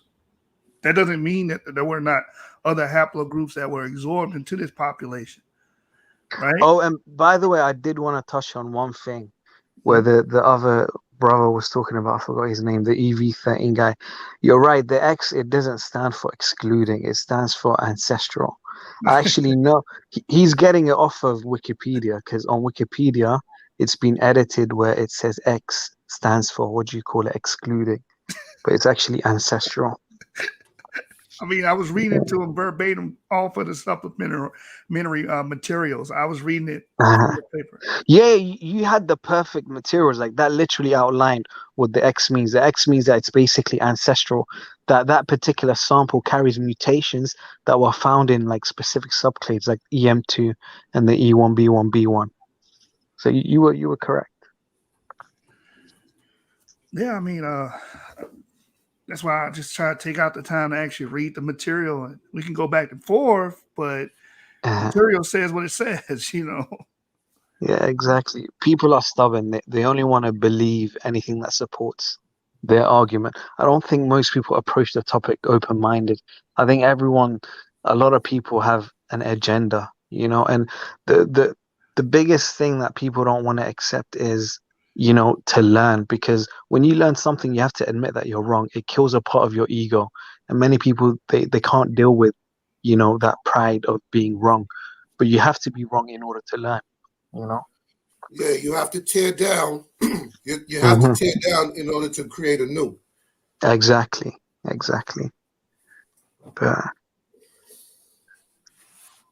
and most people are not willing to do that. You know, they're not. A lot of people are presuppositionists, you know, and others have agendas, just straight agendas, like you said. So, you know, it's hard to deal with people like that. No, 100%. That's why I think it will be interesting if, like, I don't know, like a Chinese academic cover this. I don't really think they're particularly interested in, you know, Abrahamic religions and faiths and stuff like that. But usually a lot of the people that are doing, you know, the research are, you know, Jewish people or people of a European background. And we know that they're racist. Let's just be honest. Yeah, but we've been fortunate that we've been fortunate that we have geneticists and people who are putting out studies who are, you know, who are putting aside biases, you know, and just putting forth information, you know. So we've been fortunate in that. No, you're right. I do agree when it comes to like the academic side of things. When it comes to genetics, they are more impartial. But when you really do read some of the things they write, like the explanations, you can see some racist undertones. You know, they're not completely impartial. Yes, I agree. Yeah, I think one of those undertones is always trying to relegate a certain haplogroup to sub-Saharan Africa. Yeah, that doesn't make sense at all. Doesn't make sense. Because like you said, the oldest E haplogroups are found in Israel, and then they're found in North Africa amongst the Ibero-Maurusians. And the Ibero-Maurusians themselves have significant ancestry that's related to the Natufians. So it just doesn't make sense how they just, I don't know, it's kind of crazy. Right. Hey, I'm with the brother on the racist undertone comments. Shub, you know about this because it's one article where they try to explain the admixture of the sub-Saharan African DNA in the Israelites by trying to presuppose BCE slave trade. You know what I'm saying? Right, Solomonic. Yeah, talking about Solomon must have had a slave trade going through West Africa. That's how they was trying to excuse. So, you know, a lot of they conjecture do have racist undertones because I only can see that as racist. We have no evidence of any slave trade in sub-Saharan Africa during the BCE period. Well, a lot of that too is just to keep the narrative going, keep the same racial narrative going, you know? Yeah, it's ridiculous. I mean, the first explorers of the world were, you know, they were black, they were Africans. So it's like for them to just always link sub-Saharan African ancestry or black people with slavery, it just goes against everything. It doesn't make no sense. You know, they were the explorers, they were the initial invaders. You know, they were populating the world. That's why you find E haplogroups everywhere amongst all nations, you know. Right. But you're getting more open-minded scientists that are getting in the field. Like I was reading a paper about the genetic history of Chad. Now, for you know, Chad is a Afro-Asiatic language phylum, right? Yep. For years, they would say haplogroup R are responsible for taking Afro-Asiatic language into sub-Saharan Africa, to the Chad region. Now they're doing a new paper. They wrote a new paper in 2017 saying, no, that's not true. That actually those R markers came later, and a group that came from the Nile Valley migrated eastward, westward into sub-Saharan Africa carrying Afro-Asiatic language. And they're associated with the E markers there, not the R markers. Yeah, that wouldn't have made sense for them to claim R, because no other R, that's only one very specific subclade of R that speak Afro-Asiatic languages. The majority of R are all Indo-European. But when you look at haplogroup E, especially E1B1B, the majority of them speak like all the different languages of the Afro-Asiatic branch. So it doesn't take a genius to connect the two. And even the distribution of those languages and the haplogroups, they follow a similar pattern. So it's not the only ones that would ever associate R with Afro-Asiatic are, like you said, those that have those racist undertones. Right. They're starting to peel back a lot of, like I said, they're saying that actually this branch of Afro-Asiatic came from the Nile Valley, migrated down, and then went westward towards the Chadic regions. And that also, and they say this happened less than 4,000 years ago. That also shows that there's been migrations intra-Africa, eastward, westward bound for a long time. Exactly. Some people don't, like, there's E1B1B in West Africa. Like, some people have this idea that we're a genetic isolate, and there's a genetic barrier between East and West Africa, and it's not really like that. No, there was E1B. If there was E1B all the way in North Africa, Morocco, I think they say 15 or 13,000 years ago. Of course, it easily would have diffused into West Africa. That probably would have been one of the first regions that it diffused into. Right. There's another article that says many of the Middle Eastern population today actually descend from an African man and a European mother. I think that's 2019 or 2020 when they wrote that article. That's actually pretty interesting.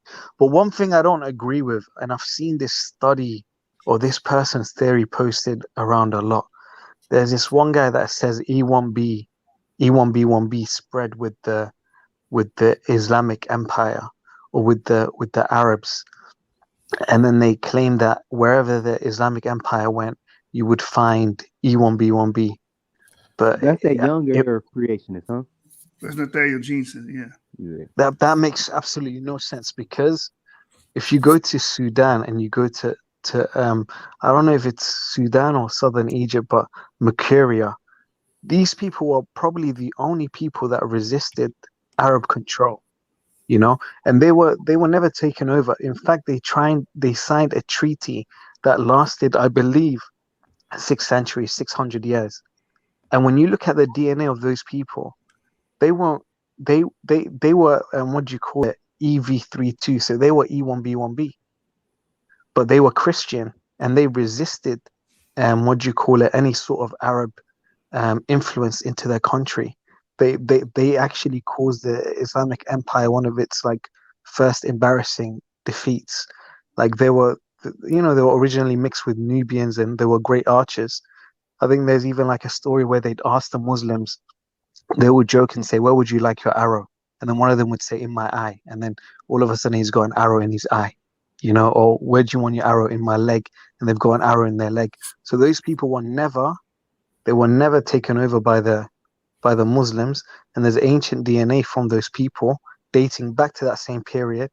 And they were carrying EV32. So E1B was already present. And then we already know that E1B was present in the Iberian Mauritians, and that was 15 something thousand years ago. So it doesn't make any sense to make that claim, because most Arabs today, they don't belong to haplogroup E. Most of them are J.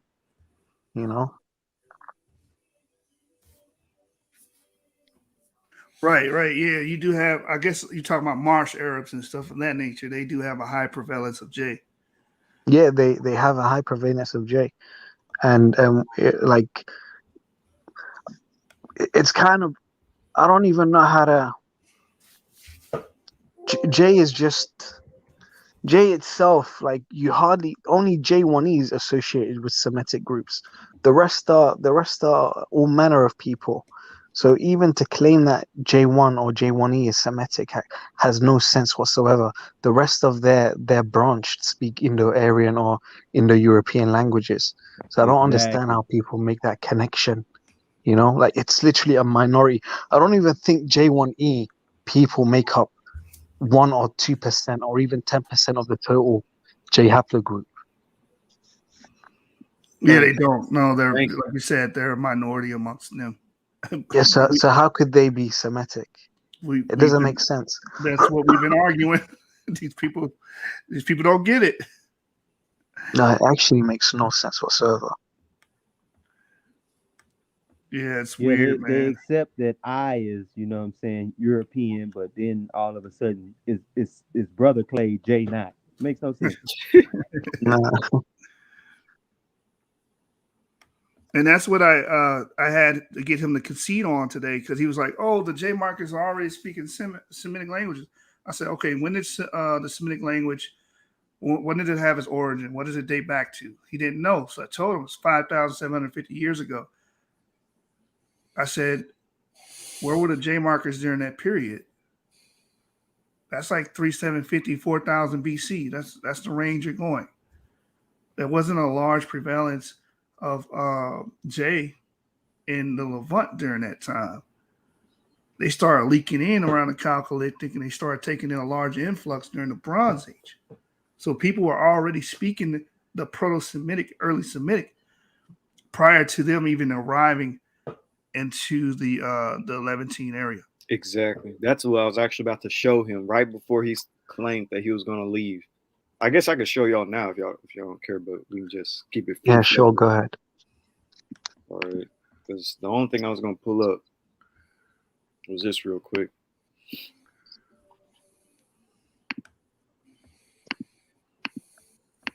Share my screen.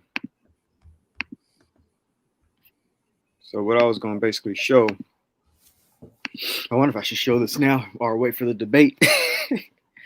But I was going to show, of course, when it comes to the source, I'm not going to read it all, but basically, you know, we estimate Semitic had an early Bronze Age origin 5,750 years ago in the Levant. Basically, that would be in 3750 BC. That's when Proto-Semitic was in the Levant. However, when it comes to haplogroup J, the oldest J marker we find in the Levant is in 2196 BCE. People were speaking Semitic long before, thousands of years before J entered the land. And J entered the land around the time of the Core-Araxes expansion in the early third, in the Bronze Age 3. And where was it before that? It was in the Caucasus. I guess I'll go back and show you the map. So here is the Core-Araxes culture, and here are Semites. Obviously, they're distinct, two completely different peoples. But this is what happens in the early Bronze Age 3 period. The Core-Araxes culture comes into the Levant, and Semites begin to leave, but some Semites that stayed end up becoming getting absorbed. So let me show you again. Core-Araxes here, Semites going into Mesopotamia, that's the Akkadians. Then boom, Core-Araxes comes in a couple of centuries later and comes to the Levant.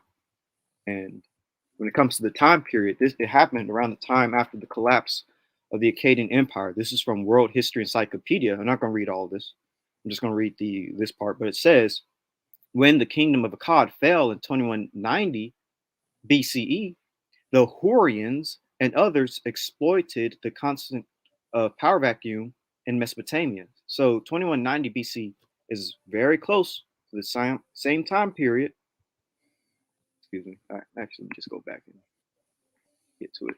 Same time period as when J entered into the Levant, because J was carried by Hurrians, which I went over. Actually, as a matter of fact, this paper literally says, well, first I'll read this real quick. The collapse of the Akkadian Empire saw the arrival of people using Kerbic wire pottery, coming originally from the Zagros Mountain, east of the Tigris. It is suspected by some that this event marked the arrival in Syria and Palestine of the Hurrians, people later known in the biblical tradition as the Horites. And this is why I try to explain to people that the Horites are not Neanderthals, they're Hurrians. But anyways, this is actually a good paper that literally proves that J came into the Levant as the Cora-Araxes culture, or as the Kerbic wire culture. I'm gonna let Yeshua read that real quick as I take care of this that I need to take care of. All right, so this is the genetics and archaeology of ancient Israel. It says the geographic distribution of J2A versus J1 mirrors the two autosomal components from Haber et al. 2013. However, several demographic and migrational events may contribute to the observed Y frequency patterns in the southern Levant. Major J2A lineages whose origin is likely from East Anatolia, Armenia, Georgia, and northwest Iran could have migrated to the southern Levant during the early Bronze Age through the movement of the Cora-Araxes horizon to Lebanon, Syria, and ultimately the Galilee area, marked by the Kerbic correct cultures. Later immigration from similar East Anatolian source may have brought Hurrian onomastics, and onomastics is names. It says to the southern Levant during the Middle Bronze Age, this event may have added J2A to an underlying J1 substratum. And that's why I was trying to explain that these J markers came in. They were not Semitic people. They were Caucasian people, to keep it simple. They spoke a completely different language, had a completely different culture, and we know exactly who these J markers are. And it fits with the recent DNA studies of modern day people who are related to the Canaanites. And it fits what we find when it comes to the Canaanite names, being Hurrian and such. And the Kerbic carrot wire culture, just to show you that, the Kerbic carrot wire culture is a type of early Bronze Age Syro-Palestinian pottery first discovered at the site. Kerbic carrot wire culture appears to have been the Levantine version of the early Transcaucasian culture, also known as Cora-Araxes. So here's that type of pottery. It's basically a black pottery with a reddish round rim, and it was originally from the Cora-Araxes culture in the Southern Caucasus. It appeared in the Levant, and it was around the time of what? Early Bronze Age 3 period, which fits what time period? The exact same time period that we see, the early Bronze Age 3 period, Cora-Araxes culture, 27 through 22 BCE, around the same time haplogroup J enters. These are Hurrians, Cora-Araxes people. These aren't Semites. That's what I was trying to illustrate to him. But he claimed he had to leave, so I couldn't get into it, but I'll show you all that now. And I'm actually getting to this soon in my videos. I'm breaking things down slowly. Right now, we're talking about Chechens and English and stuff, because those groups are actually modern day, like Chechens and English are like some of the closest modern day people to the Cora-Araxes and the Hurrians, because they kind of got isolated in the Caucasus. But eventually we'll get deeper into the Cora-Araxes culture and the Hurrians in my upcoming videos. My part 3 video coming out this Friday will deal with that, actually. But I'll just stop right there because I'm kind of. So as you can see, we're making inroads here. I'm just glad to be a part of it, man. I'm glad to be a part of my team and actually taking science serious and building our models through a scientific lens and through the field of research. It's just a beautiful thing to witness. So if anybody want to join any further discussion, we can do that. Anybody have anything before we close out? So those are basically I think there was some sort of, is it prophecy or something about Japheth dwelling in the tents of Shem. So those Hurrians and those J markers, I'm assuming they are those people, right? Actually, it's funny you brought that up. Hold on. Try to get him to say that one more time. Can you say that one more time for me? There was a prophecy about the descendants of Japheth migrating and dwelling in the tents of Shem. So I'm assuming that it's basically a prophecy of those people from further north coming and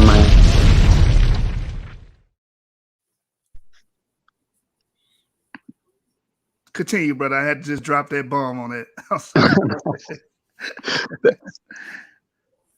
No, I've finished. I'm not too well versed on the topic, but I do connect the dots that I see. That's what I was about to say. He connected the same dots we connect. You know what I'm saying? It becomes Mm-hmm. obvious. Like once you start studying the literature, actually reading it, building out your model, looking at the geographical locations, stuff just become obvious to you. And then like I got video from like 5 years ago where I was talking about stuff we didn't even have DNA on yet. But now you get the DNA on it, it's actually lining up what I was saying just because I was connecting the dots.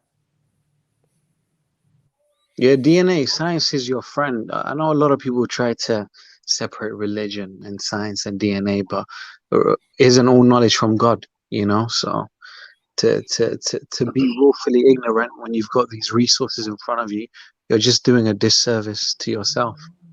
You hear Exactly. that out Because there? if you really believe, you'll do just like what me and my brothers did. We took this serious and said, look, if it's true, it got to be some evidence of this in the archaeological record. It got to be some evidence in history, some evidence in genetics. Once we start digging 100%. through it, stuff just start connecting. That makes Science sense. is your friend. Here's that verse that y'all Science was is talking your about. friend. Genesis chapter 9, verse 27. May God extend or enlarge or expand Japheth's territory. That could be referring to, migration. Then it says, may Japheth live in the tents of Shem. And tents could refer to the home of Shem, Somebody else the coming up? culture of Shem, the land of Shem. And when you look at the migration map of Indo-Europeans, kind of interesting how it matches perfectly. With Well, the scripture. Proto-Indo-European expansion matches perfectly with the sons of Japheth expansion. Mm-hmm. But just wanted to add that in. This is where we took science to put what we believe to the test and strengthen our faith. We don't argue about religious precepts and stuff because, like we say, that's circular argument. But when you have concrete evidence you can argue, it can only strengthen your faith, not weaken you. Mm-hmm. Only people who are scared to really put what they believe to the test are scared to go the route we're going. That's very true. Facts. But then the next question is what do we do with this knowledge? Like, you've got to put the knowledge into motion, right? You've got to practice the knowledge.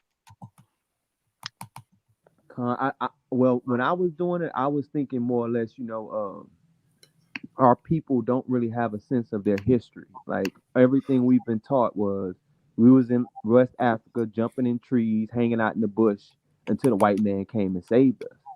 So a lot of our people have low self-esteem because they have no knowledge of their own history. But when you can start showing them, wait a minute, you started farming. All the antecedents for civilization and civilization itself come from you. That changed the mindset of a person. That gives them pride, a little bit more pride in who they are, and gives them a foundation to build upon. And that's what we're trying to do. We're trying to help our people build themselves up so we can be prosperous here and now, and not just be, out here struggling the day to day, but have all this deep spiritual knowledge. We want it to be in the totalities of our lives. We want everything in our lives to show, our faith, our belief, and our prosperity because of it. That's very true. But now when you look at, most West Africans or E1B1A carriers, they're not godless people. Most are now either Christian or Muslim. And I'll be honest, it's hard for them to work their way backwards to like Judaism, because now they've got Christianity and they've got Islam, which they view as progressive and moving forward from Judaism. They believe that it still has the same message, but they're carrying the newer message, so to say. And I'd say this though, in South Africa, I was reading a PhD theologian in South Africa, and he interprets what's that, Matthew 3:16 the same way we do, or John 3:16. I'm sorry, John 3:16 the same way we do. He has a whole dissertation about how this is only talking about the principality of Israel or the nation state of Israel and themselves. He used the same type of wording we use, as in world can mean a political entity and stuff like that. Like a lot of stuff that comes out of Africa is so different than the European view of the Bible. So I have to give them credit there. No, I agree. I'll be honest. The New Testament, everything that's in it, a lot of it, and I don't know if you guys believe in the Trinity, but this all came from Paul, and a lot of it came from the Roman Empire when they were trying to gain political influence, because the number one way you can control the world and gain influence is not by war. It's by the pen. It's by religion. It's by ideology. That's why the Roman Empire embraced Christianity, but they infused a lot of their doctrine and beliefs into Christianity. That's facts. They didn't have a choice but to embrace it because so many people were falling to it, but they had to figure out a way to control it themselves. That's when you start getting people like John Chrysostom. A lot of this rhetoric that come from Christians today against Jews all go back to this man and the tetrarch. It was him and two other people, where they pretty much removed supremacy of the New Testament from Jews and Israel, making it through Israel, and made it through the Roman Catholic Church. So they would take scriptures and interpret them in a lot of ways that people interpret them today. Like, I mean, everyone who is an Israelite should read John Chrysostom Homilies Against the Jews. I think it's 1-6. Read all of them. You will see a lot of where this Christian rhetoric come from, and it'll really make you sit back and be like, this is old school rhetoric they pushing, and they don't even know where it come from. They don't have no idea this has nothing to do with scripture, but has everything to do with Rome trying to take political power.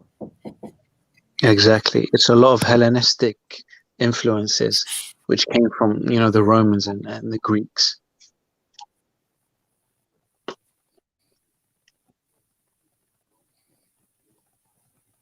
All right, brothers. Does anybody else have anything else they want to add before we get out of here? Did you want to tackle the question on the screen or just in the video? Oh, yeah, we could. I thought it was just a comment. I didn't know it was a question, but not question. My bad. I guess that's more of a statement. Yeah, it said before Christianity and Islam, people in West Africa had their own indigenous religions like Ifa and Vodou. They actually had Judaism too. They had a form of Judaism as well. Because see, a lot of people had this isolated idea about West Africa. You had Jews that were crisscrossing the Sahara, penetrating the Sahel. How do we know this? Because the Catalan cartographers, they were able to map out sub-Saharan Africa so well. It's because they were used to taking those routes back and forth, back and forth. The people in Algeria, the Jews in Algeria, the Moors in Algeria, the Berbers. And we have historical documentation of these things. We're not just speaking these things without credence. So Judaism would have been there. It would have been there for years. The Saint Jerome says it himself that the Jewish communities under the Pax Romana flourish from India all the way to the western tip of Africa. That's Saint Jerome saying that. So that would have been a component, an ancient component as well. Yeah, unfortunately, a lot of that history isn't preserved because all those groups embraced Islam or Christianity.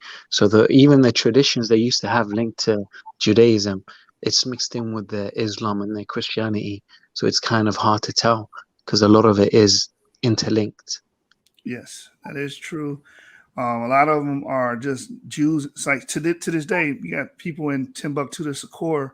They're just Jews in names, meaning they'll just say, hey, I know that I descend from Jews, but my religion is Islam. That's interesting. Yeah. Mm-hmm. And we also have to keep in mind that we're not trying to say that the first E1B1A in West Africa was Israelites, nor are we saying everyone in West Africa was Israelites. We do know that there were people that were there before the Israelites. We're just saying there's an Israelite component there, and we're highlighting and bringing it out. Right. That's our hypothesis. That's part of our theory. A lot of people don't may not agree with that, but that's our theory. That's what is a theory? Interpretation of facts. What is a hypothesis? An unproven statement. So we deal with the scientific methodology to make our arguments. Sean, you want to say something before we get out of here?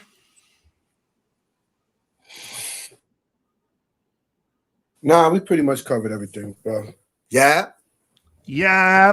Yeah. Yeah. Hit that subscribe button. Like the videos. We will be back with more content. We appreciate y'all. Peace.